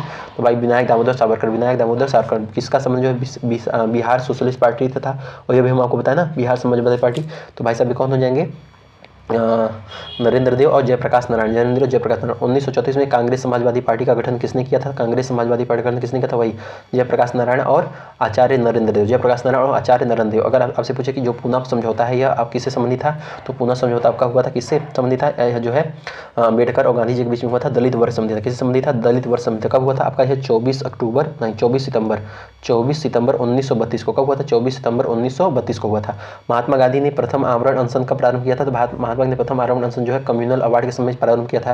ठीक है। किस वर्ष हिंदुस्तान रिपब्लिक एसोसिएशन की स्थापना होती है? तो हिंदुस्तान रिपब्लिक एसोसिएशन की स्थापना होती है 1924 में। कब होती है? 1924 में होती है। काकोरी संघ के मामले में फांसी किसको दे दी गई? तो राम प्रसाद बिस्मिल को। राम प्रसाद बिस्मिल को। दांडी यात्रा के दौरान कौन सा आंदोलन प्रारंभ हुआ? तो दांडी यात्रा के दौरान आपका सविनय अवज्ञा आंदोलन प्रारंभ हुआ था। कौन सा प्रारंभ हुआ था? सविनय अवज्ञा आंदोलन प्रारंभ हुआ था। कांग्रेस में समाजवादी का दृष्टिकोण का प्रतिनिधित्व किसने किया था? नरेंद्र देव ने। नरेंद्र देव जयप्रकाश नारायण ने किया था। सत्यशोधक समाज की संगठित जो है सत्यशोधक समाज से संगठित क्या किया गया था? जो है महाराष्ट्र में एक जाति विरोधी आंदोलन चालू किया था। महाराष्ट्र में एक जाति विरोधी आंदोलन चालू किया था। भारतीय राजनीति जो है 1947 के बाद किस महिला ने सर्वाधिक योगदान दिया था? भारतीय राजनीति में 1947 में जो है अरुणा आसफ अली ने सर्वाधिक योगदान दिया था। स्वतंत्र भारत का अंतिम गवर्नर जनरल कौन था? तो भाई साहब सी राजगोपालाचारी हो गए। भारत छोड़ो आंदोलन का नारा किसने दिया था? भारत छोड़ो भारत यानी कि इनका नारा किसने दिया था? भाई साहब ये तो आपको जवाहरलाल नेहरू में दिया है ना, इसका भी एक बार चेक कर लीजिएगा। ठीक है। 1939 में सुभाष चंद्र बोस और उनके वामपंथी समर्थकों द्वारा किस संगठन की स्थापना की गई? तो भाई साहब फॉरवर्ड ब्लॉक की स्थापना की गई। फॉरवर्ड ब्लॉक की स्थापना की गई। ठीक है। 1940 में त्रिपुरा अधिवेशन के बाद उन्होंने किया था। ठीक है। पाकिस्तान शब्द का प्रयोग सर्वप्रथम किसने किया? तो चौधरी रहमत अली ने किया था। मुस्लिम लीग ने भारत के विभाजन का समय जो है मांग का प्रस्ताव जो है अपने किस अधिवेशन किया? तो मुस्लिम लीग ने भारत के विभाजन के प्रस्ताव को जो मांग किया था जो है लाहौर में किया था। कहाँ किया था? लाहौर में किया था। भारत छोड़ो आंदोलन के समय महात्मा गांधी जो है किस मतलब उनको जो है किस महल में कैद कर दिया गया था? आगा खाल में जो है कैद कर लिया था। मुस्लिम कुली खान ने जो है ढाका से अपनी राजधानी कहाँ स्थानांतरित की? तो आपका मुर्शिदाबाद में। कहाँ स्थानांतरित की? मुर्शिदाबाद में। किस शासक ने ईस्ट इंडिया कंपनी को दीवानी प्रदान किया था? शाह आलम द्वितीय। महाराजा रणजीत सिंह राज्य की राजधानी कौन थी? तो महाराजा रणजीत सिंह के राज्य की राजधानी थी आपका लाहौर। कौन सा था? लाहौर था। अमृतसर की संधि कब हुई थी? अमृतसर संधि आपका 1809 में हुई थी। कब हुआ था? 1809 में हुआ था। भारत का प्रथम भारतीय गवर्नर जनरल कौन था? आपका सी राजगोपालाचारी हो गया। किस कंपनी ने सर्वप्रथम भारत में रेल प्रारंभ की? तो जो है ग्रेट इंडियन पेनिनसुला रेलवे जो है कंपनी है, भारत में सर्वप्रथम रेल यात्रा प्रारंभ की। भारत का अंतिम वायसराय कौन था? बताइए फटाक से। भारत का अंतिम वायसराय कौन था? Lord Mountbatten. किस गवर्नर जनरल ने भारत में दास प्रथा को अंत किया? भाई साहब बता चुके हैं, लॉर्ड एलनबरो। कई बार बता चुके। स्थानीय शोषण आपको बता चुके हैं किसका है? लॉर्ड रिपन का। सती प्रथा पर प्रतिबंध किसने लगाया? ये भी बता चुके हैं, विलियम बेंटिंग। टॉमस रो किस भूज राजस्व बंदोबस्त से संबंधित है? टॉमस रो आपका रैयतवाड़ी टॉमस रो है ना। महलवाड़ी प्रथा किस क्षेत्र में लागू किया था? महलवाड़ी आपका पंजाब क्षेत्र में लागू किया गया था। अगला क्वेश्चन देखते हैं। अगला क्वेश्चन क्या कह रहा है? अगला क्वेश्चन कह रहा है कि महलवाड़ी किस क्षेत्र में लागू किया गया था? महलवाड़ी क्षेत्र आपका लागू किया गया था पंजाब में। कहाँ लागू किया था? पंजाब में। व्यवगत सिद्धांत कौन से किस संबंधित? आपका डलहौजी संबंधित है। इंडियन मिरर अखबार कहाँ से प्रकाशित हुआ था? तो इंडियन जो मिरर अखबार है ये आपका कलकत्ता से प्रकाशित हुआ। कहाँ से प्रकाशित हुआ था? कलकत्ता से प्रकाशित हुआ था। चलिए अगले क्वेश्चन की बात करें। अगला क्वेश्चन क्या कह रहा है? देर साइड है क्या? ठीक है। अगले क्वेश्चन की बात करें तो अगला क्वेश्चन कह रहा है कि ब्रिटिश कंपनियों में से भारत में व्यापार करने वाला पहला अधिकार पत्र किसको प्राप्त हुआ था? लिवेंट कंपनी को। किसको प्राप्त हुआ था? लिवेंट कंपनी को प्राप्त हुआ था। वह अंग्रेज अधिकारी कौन था जिससे जो है पुर्तगाली को स्वाली के स्थान पर हराया था? स्वाली के स्थान पर किसने हराया था? थॉमस वेस्ट ने स्वाली के स्थान पर हराया था। ईस्ट इंडिया कंपनी के प्रारंभिक दौर में वेस्टर्न प्रेसिडेंसी था। वेस्टर्न प्रेसिडेंट कहाँ पे था? आपका सूरत में था। कहाँ पे था?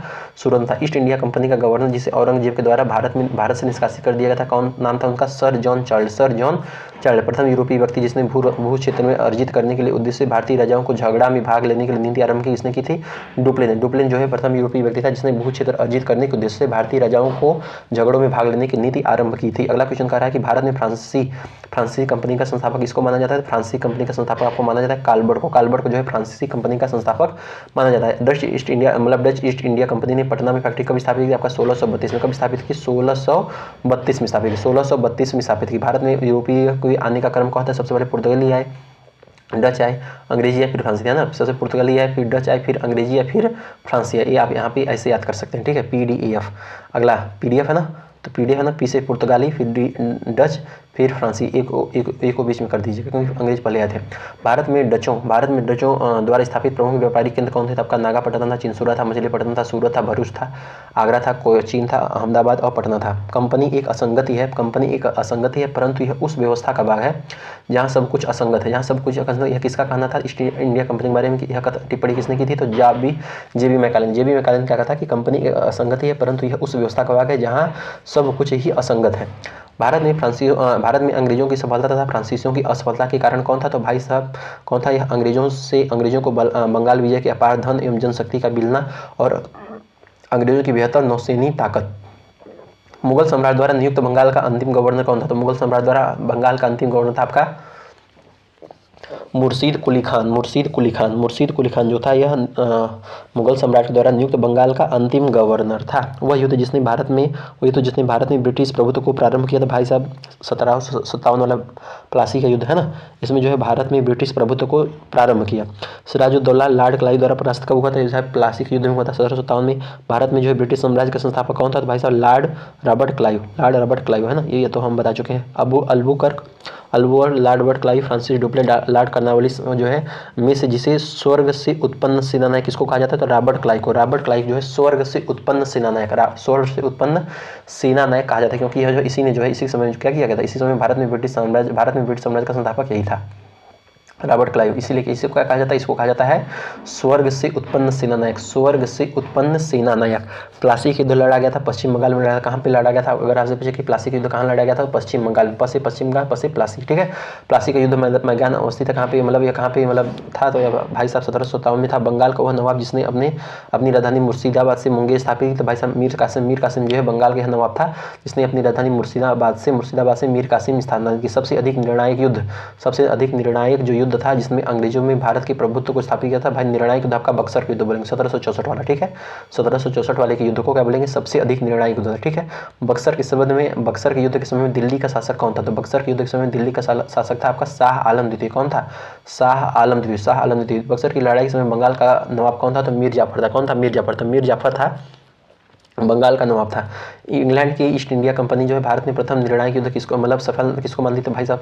इसको मानती है 1764 को, यानी बक्सर के युद्ध को मानती है। ईस्ट इंडिया कंपनी ने दीवानी प्रदान किसने की थी भाई साहब? शाह आलम द्वितीय ने ईस्ट इंडिया कंपनी को दीवानी प्रदान की थी। दीवानी है ना, तो दीवानी मस्तानी समझिए शाह आलम द्वितीय ने, ठीक है।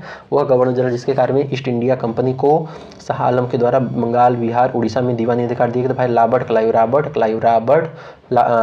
क्लाइव, ठीक है। शाह आलम द्वितीय ने ईस्ट इंडिया कंपनी को बंगाल, बिहार, उड़ीसा की दीवानी प्राप्त हुई 12 अगस्त 1765 को। इलाहाबाद संधि के बाद रॉबर्ट क्लाइव ने मुर्शिदाबाद की उपदीवान किसको नियुक्त किया था? मोहम्मद रजा खान को। किसको नियुक्त किया? मोहम्मद रजा खान को। 1765 ईस्वी में दीवानी प्रदान किए जाने के बाद ब्रिटिश इंडिया जो है सबसे पहले पर्वतीय जनजाति के संपर्क में कौन सी जनजाति है? आपका खासी जनजाति जो है सबसे पहले यह संपर्क में आते हैं, ठीक है। तो 1765 में दीवानी प्रदान किए जाने के बाद ब्रिटिश जो है सबसे पहले जिस पर्वतीय जनजाति के संपर्क में आते हैं खासी जनजाति के।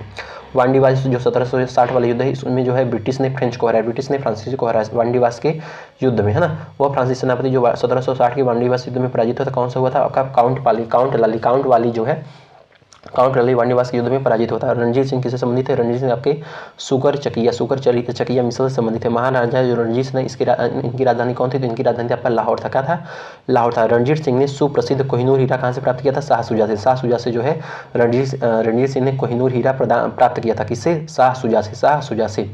ईश्वर की इच्छा थी कि मैं सब धर्मों को एक निगाह से देखूं, इसलिए उन्होंने दूसरी आंख की रोशनी ले ली। तो भाई साहब यह किसका कहना है? तो आपका कहना है रणजीत सिंह का। रणजीत का क्या कहना है कि ईश्वर की इच्छा थी कि मैं सभी धर्मों को एक निगाह से देखूं, सभी धर्मों को एक निगाह से देखूं, इसलिए उन्होंने जो है दूसरी आंख की रोशनी ली थी। किसने कहा था? तो यह आपके रणजीत सिंह ने कहा था। किसने कहा था? रणजीत सिंह ने कहा था। महाराजा रणजीत सिंह के उत्तराधिकारी कौन थे भाई साहब? खड़ग सिंह थे।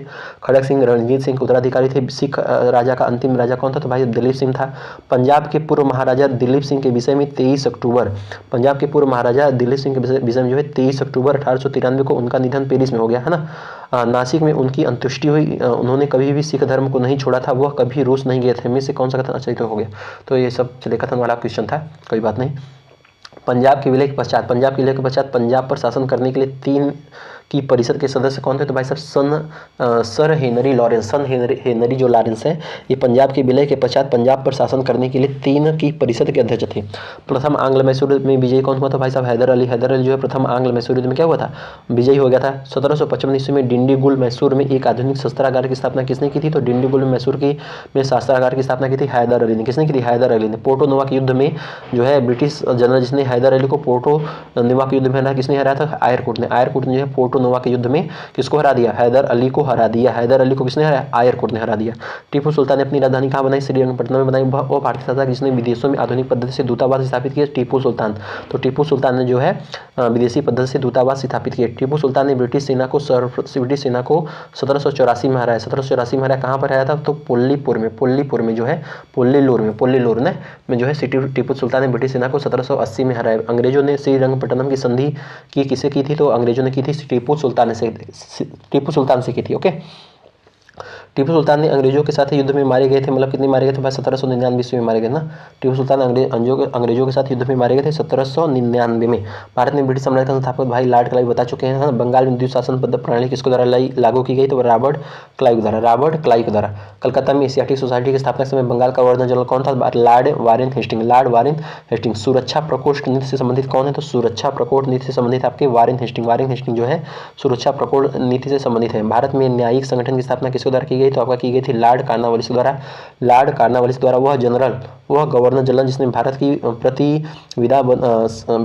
विधाबद्ध सिविल सेवा को जो है यानी covenanted civil service of India का सृजन किया, जो कालांतर में भारतीय सिविल सेवा नाम जाने के भाई कॉर्नवालिस हो जाएंगे। इतना क्या बताना। कॉर्नवालिस की कब्र कहाँ पे है? कॉर्नवालिस की कब्र है आपका वहाँ पे है गाजीपुर में ना। तो गाजीपुर में जो है कॉर्नवालिस की कब्र है।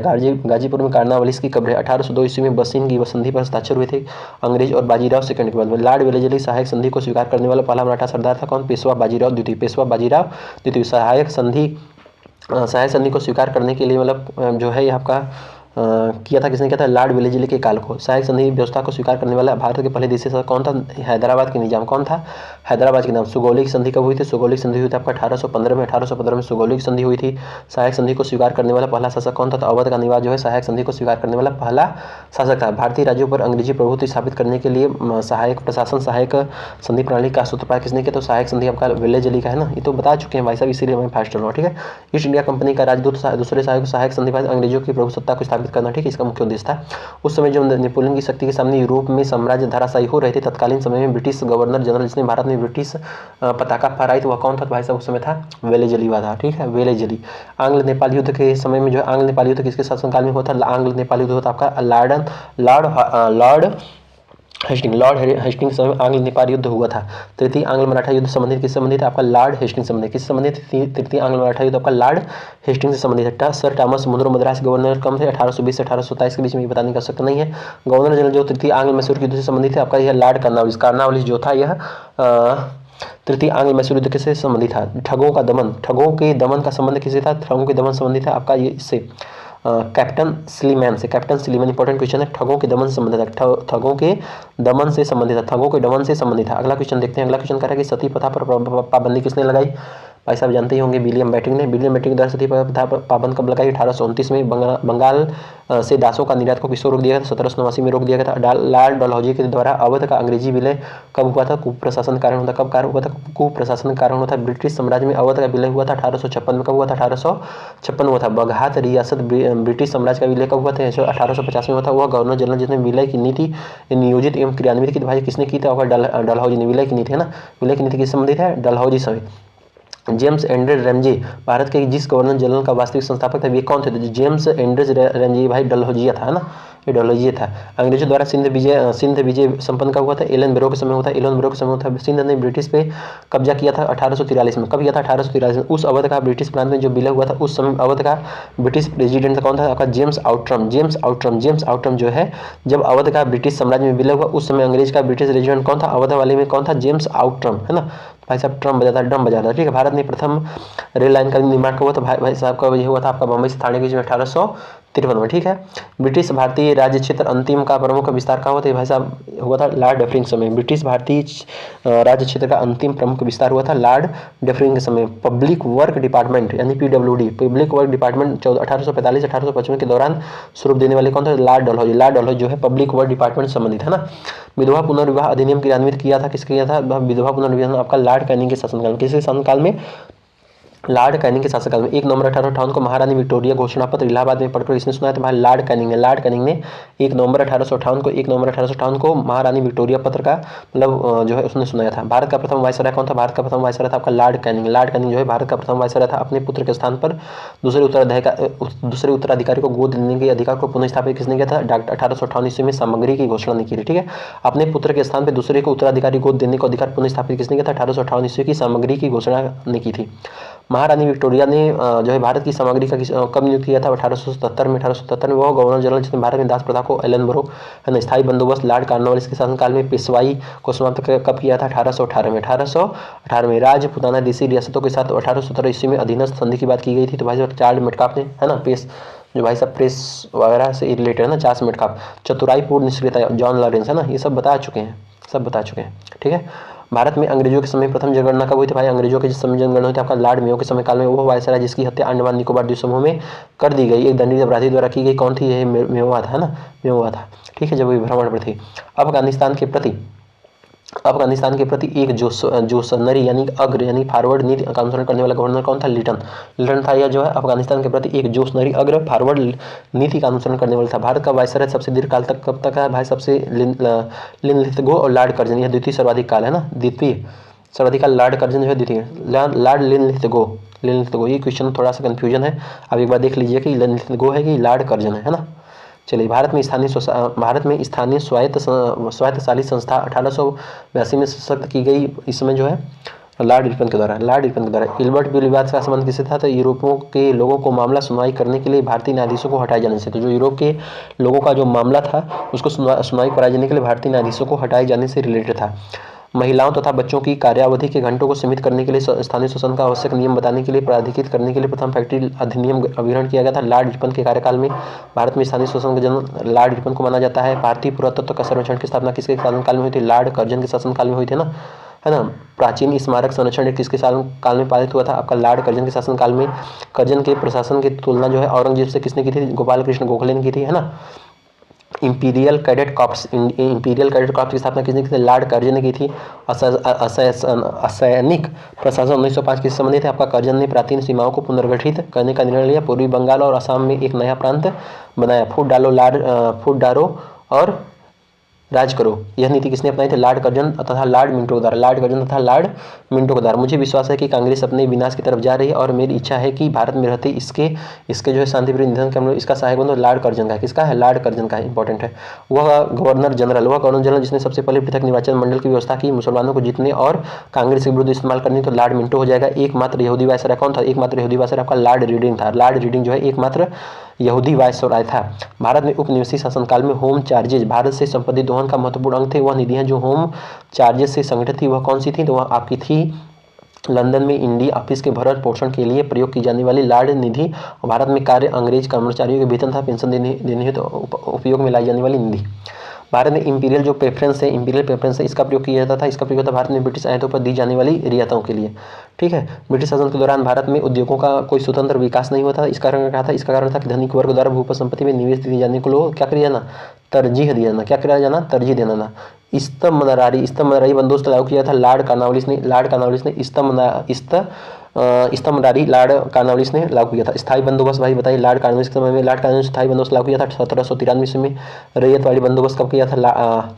Alexander D, Thomas Munro, Elphinstone और विनखेड और गोल्ड स्मिथ ने किया था। टॉमस मुनरो जिस भू राजस्व स्थायी बंधु संबंधित है वह कौन है? वह आपका रैयतवाड़ी। कौन सा है? रैयतवाड़ी। तो रैयतवाड़ी में आप देख सकते हैं क्वेश्चन क्या है, कह रहा है कि रैयतवाड़ी संदर्भ क्या है कि किसानों द्वारा लगान सीधे सरकार को दिया जाता था। सरकार रैयत को पट्टी पर देती थी। कर लगाने के पूर्व भूमि का सर्वेक्षण और मूल्य निर्धारण किया जाता था। ठीक है, वह प्रथा जिसके तहत किसान स्वयं भूमि का मालिक होता है और सरकार को भू राजस्व के भुगतान के लिए जिम्मेदार कहलाना पड़ता है। कौन हो जाएगा? आपका रैयतवाड़ी हो जाएगा। क्या हो जाएगा? रैयतवाड़ी हो जाएगा। रैयतवाड़ी हो जाएगा। दादा भाई नौरोजी ने अपवाहन सिद्धांत यानी कि ड्रेन थ्योरी दी थी। उसकी परिभाषा क्या है? तो उसकी परिभाषा है कि भारत की राष्ट्रीय संपदा का एक भाग अथवा कुल वार्षिक उत्पाद ब्रिटेन को निर्यात कर दिया जाता था, जिसके लिए भारत को कोई वास्तविक प्रतिफल नहीं मिलता था, है ना। इस याद रखेगा। अंग्रेजों के शासन काल में भारत को आर्थिक दोहन के सिद्धांत को प्रतिपादित किसने किया था? दादा भाई नौरोजी ने किया था। Poverty and all British rule India पुस्तक किसने लिखी थी? दादा भाई नौरोजी ने लिखी थी। इंपॉर्टेंट देखिए, ये सब इजी क्वेश्चन इसलिए मैं बहुत फास्ट चल रहा हूँ, है ना। ब्रिटिश हाउस कॉमन में चुने जाने वाले दादा भाई नौरोजी के प्रथम भारतीय थे, मतलब प्रथम भारतीय किससे थे? आपके उदारवादी दल थे। दादा भाई नौरोजी भारतीय राष्ट्रीय कांग्रेस के सर्वाधिक प्रभावी दिन थे कि उन्होंने इस बात का अभिव्यक्त किया कि ब्रिटेन जो है भारत का आर्थिक शोषण कर रहा है। भारत में ब्रिटिश आर्थिक शोषण की मतलब आर्थिक जो नीति है घिनौनी है विचार किसने किया था? यह कार्ल मार्क्स ने किया था। किसने किया था? कार्ल मार्क्स ने किया था। ब्रिटिश शासन के समय में अर्थव्यवस्था को खोखला करने के लिए इकोनॉमिक ड्रेन के सिद्धांत के बारे में पुस्तक किसने लिखा? दादा भाई नौरोजी ने क्या लिखा कि मतलब कि इकोनॉमिक ड्रेन के सिद्धांत के बारे में लिखा। ठीक है। अनुद्योगीकरण में संदर्भ जो है क्या कथन सत्य है? यह प्रक्रिया 1813 से प्रारंभ हुई। ईस्ट इंडिया कंपनी के व्यापारी एकाधिकारों की समाप्ति ने इस प्रक्रिया को तेज किया। दक्षिण भारत में सिंचाई व्यवस्था के अग्रदूत कौन माने जाते हैं? Sir Arthur cotton. जो सिंचाई अर्थव्यवस्था है ना, सिंचाई वाले बात करेगा, सिंचाई बात करें तो sir Arthur cotton. East India company के मतलब भारतीय एजेंट कौन थे? तो बनिया भाई साहब ईस्ट इंडिया कंपनी के भारतीय एजेंट थे। आर्थिक तौर पे 19वीं शताब्दी ईस्वी में भारत में अंग्रेजी शासन का एक परिणाम था भारतीय कृषि का वाणिज्यीकरण। यह कथन जो औद्योगिक क्रांति के द्वारा 19वीं शताब्दी के पूर्वार्ध में भारत पर पड़े प्रभाव की व्याख्या करता है। यानी क्या हो गया? उसमें भारतीय दस्तकारी उद्योग नष्ट हो गए थे। बापू माई मदर संस्मरण किसने लिखा?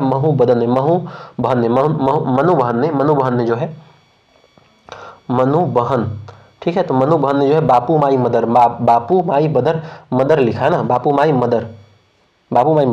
ठीक है।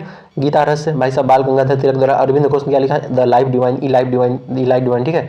The rise and growth of economic nationalism in India पुस्तक लेखक कौन है? आपका विपिन चंद्र। कौन? The rise and growth of India economic nation पुस्तक के लेखक है। ठीक है, ये चीज याद रखिएगा। अगला क्वेश्चन है कि हिंद स्वराज महात्मा के द्वारा लिखी गई, आपका गुजराती में लिखी गई है ना। अंधेर नगरी चौपट राजा टकेसर भाजी टकेसर खाजा भाई, ये आपका भारतेंदु हरिश्चंद्र ने। अंधेर नगरी चौपट राजा। राष्ट्र की उपाधि अपनी साहित्यिक कृतियों द्वारा भारतीय स्वतंत्र संग्राम किसको प्राप्त हुई थी? मैथिली शरण गुप्त को प्राप्त हुई थी। किसको प्राप्त हुई थी? मैथिली शरण गुप्त को प्राप्त हुई थी। Indian national movement the long term dynamic के लेखक कौन है? विपिन चंद्र जो है Indian national movement the long term dynamic के लेखक हैं। इंडियाज स्ट्रगल फॉर इंडिपेंडेंस के लेखक कौन है? विपिन चंद्र। इंडियाज स्ट्रगल फॉर इंडिपेंडेंस के लेखक कौन है? विपिन चंद्र, है ना। मदर इंडिया पुस्तक लिखी गई कैथरीन मेयो के द्वारा। राष्ट्रगीत जो है ऐ मेरे वतन के लोगो नारा दिया गया प्रदीप के द्वारा ऐ मेरे वतन के लोगो नारा दिया गया। मजहब नहीं सिखाता आपस में बैर रखना किसका है? मोहम्मद इकबाल का है। Landmarks in Indian constitution and national development नामक पुस्तक के लेखक कौन है? गुरुमुख निहाल सिंह जो है landmark in Indian constitution and national development के लेखक है। प्लान्ड इकोनॉमिक फॉर इंडिया पुस्तक लिखा है M Visvesvaraya. Planning and the poor नामक पुस्तक लिखा कौन है? BS मिन्हास। कमानी के रचयिता कौन है? जयशंकर प्रसाद है। अंग्रेजी भारतीय नौसेना में चर्बी वाले कारतूस से चलाने वाली एनफील्ड राइफल को इसने प्रस्तुत किया? दिसंबर 1856 में प्रस्तुत किया। भारतीय स्वतंत्रता संग्राम का प्रमुख तत्कालीन कारण क्या था? अंग्रेजों का धर्म में हस्तक्षेप का संदेह। मंगल पांडे की घटना कब हुई थी? आपका बैरकपुर में हुई थी ना, मंगल पांडे वाली जो घटना। मंगल पांडे सिपाही जो थे आपका 34वीं Bengal native infantry. Important question है 34वीं याद रखिएगा। 34वीं ये शब्द याद रखिएगा 34वीं, है ना। 1857 के विद्रोह के दौरान जो है बहादुर शाह जफर ने शाह ए आलम की बहादुर शाह का खिताब किसको दिया था? बख्त खान को दिया था। 1857 क्रांति का प्रमुख कारण क्या था? ब्रिटिश साम्राज्य की नीति। सब इजी क्वेश्चन है, कोई दिक्कत नहीं। 1857 की क्रांति जो है प्रारंभ कब हुई थी? आपका मेरठ से प्रारंभ हुई थी। 1857 की क्रांति के समय जो है पहली घटना क्या हुई थी? मेरठ की 3री कैवेलरी रेजिमेंट के सैनिकों द्वारा चर्बीयुक्त कारतूसों को छूने से इनकार करना। ठीक है। 1857 के स्वतंत्रता संग्राम का जो है प्रतीक क्या था? कमल और रोटी था। क्या था? कमल और रोटी था। 1857 के स्वाधीनता संग्राम में वीरांगना जो लक्ष्मीबाई थी उनकी जन्मस्थली कहाँ पे थी? वीरांगना जो जन्मी लक्ष्मीबाई की स्थली भाई साहब तो वाराणसी बता रहा है। ठीक है, वो तो झांसी की रानी लक्ष्मीबाई है ना। ये क्वेश्चन थोड़ा नोट करिएगा। ठीक है, क्या झांसी की लक्ष्मीबाई ये वाराणसी में बता रहा है, ठीक है। 1857 के बरेली के विद्रोह के नेता कौन थे? आपका खान बहादुर थे। महारानी लक्ष्मीबाई का समाधि स्थल आपका ग्वालियर में स्थित है। रानी लक्ष्मीबाई को अंतिम युद्ध में किसका सामना करना पड़ा? ह्यूरोज का सामना करना पड़ा, ठीक है, ह्यूरोज का। 1857 का लखनऊ अधिवेशन में किस नेतृत्व में किसमें आगे बढ़ा? आपके बेगम हजरत महल के नेतृत्व में आगे बढ़ा। इलाहाबाद जो संधि हुआ था 1857 में, उसमें नेता कौन थे आपके? मौलवी लियाकत अली थे। 1857 के संघर्ष में भाग लेने वाले सिपाहियों की सर्वाधिक संख्या कितनी? अवध से थी, है ना। सर्वाधिक संख्या कहाँ से थी? अवध से थी। Nana Patekar commander in chief कौन थे? भाई उनके थे तात्या टोपे थे। अजीम उल्ला खां, अजीम उल्ला खां के सलाहकार कौन थे? नाना साहब थे। नाना साहब अजीम उल्ला खां सलाहकार किसके थे? आपके नाना साहब के थे, है ना। 1857 में 1857 की क्रांतियों में वो क्रांतिकारी जिसका वास्तविक नाम जो है रामचंद्र पांडुरंग था, तात्या टोपे था। कुंवर सिंह 1857 के विद्रोह में एक प्रमुख नायक थे, वो कहाँ के थे? वहाँ के थे बिहार से थे। कहाँ के थे? बिहार से। इंपॉर्टेंट क्वेश्चन है। 1857 को कुंवर सिंह ने अंग्रेजों के खिलाफ कहाँ से शामिल हुए? आपका आरा में शामिल हुए। असम में 1857 की क्रांति का नेता कौन था? दीवान मनीराम दत्त। दीवान मनीराम दत्त था। ये क्वेश्चन बार बार पूछा गया, ठीक है। 1857 में विद्रोह का बिहार में 15 जुलाई 1857 से लेकर 20 जनवरी 1957 तक केंद्र कहाँ पर था? ये आपका केंद्र था जगदीशपुर में। कहाँ केंद्र था? जगदीशपुर में। 1857 की क्रांति में अंग्रेजों व जोधपुर की संयुक्त सेना को पराजित करने वाला कौन था? अउवा के ठाकुर कुशन सिंह। अउवा के ठाकुर कुशन था, यह जो है जोधपुर में संयुक्त सेना को पराजित करने वाला था, ठीक है। 1857 के विद्रोह को देखने वाला उर्दू कवि कौन थे? मिर्जा गालिब थे। ये तो पता नहीं कर सकता नहीं है, ठीक है। अगला क्वेश्चन देखिए क्या कह रहा है कि 1857 की क्रांति में स्वतंत्रता संग्राम में अंग्रेजों की सर्वाधिक सहायता करने वाला राजवंश कौन था? ग्वालियर का सिंधिया था। ग्वालियर की जो सिंधिया थे, यह अंग्रेजों की सर्वाधिक सहायता प्रदान किए थे, ठीक है।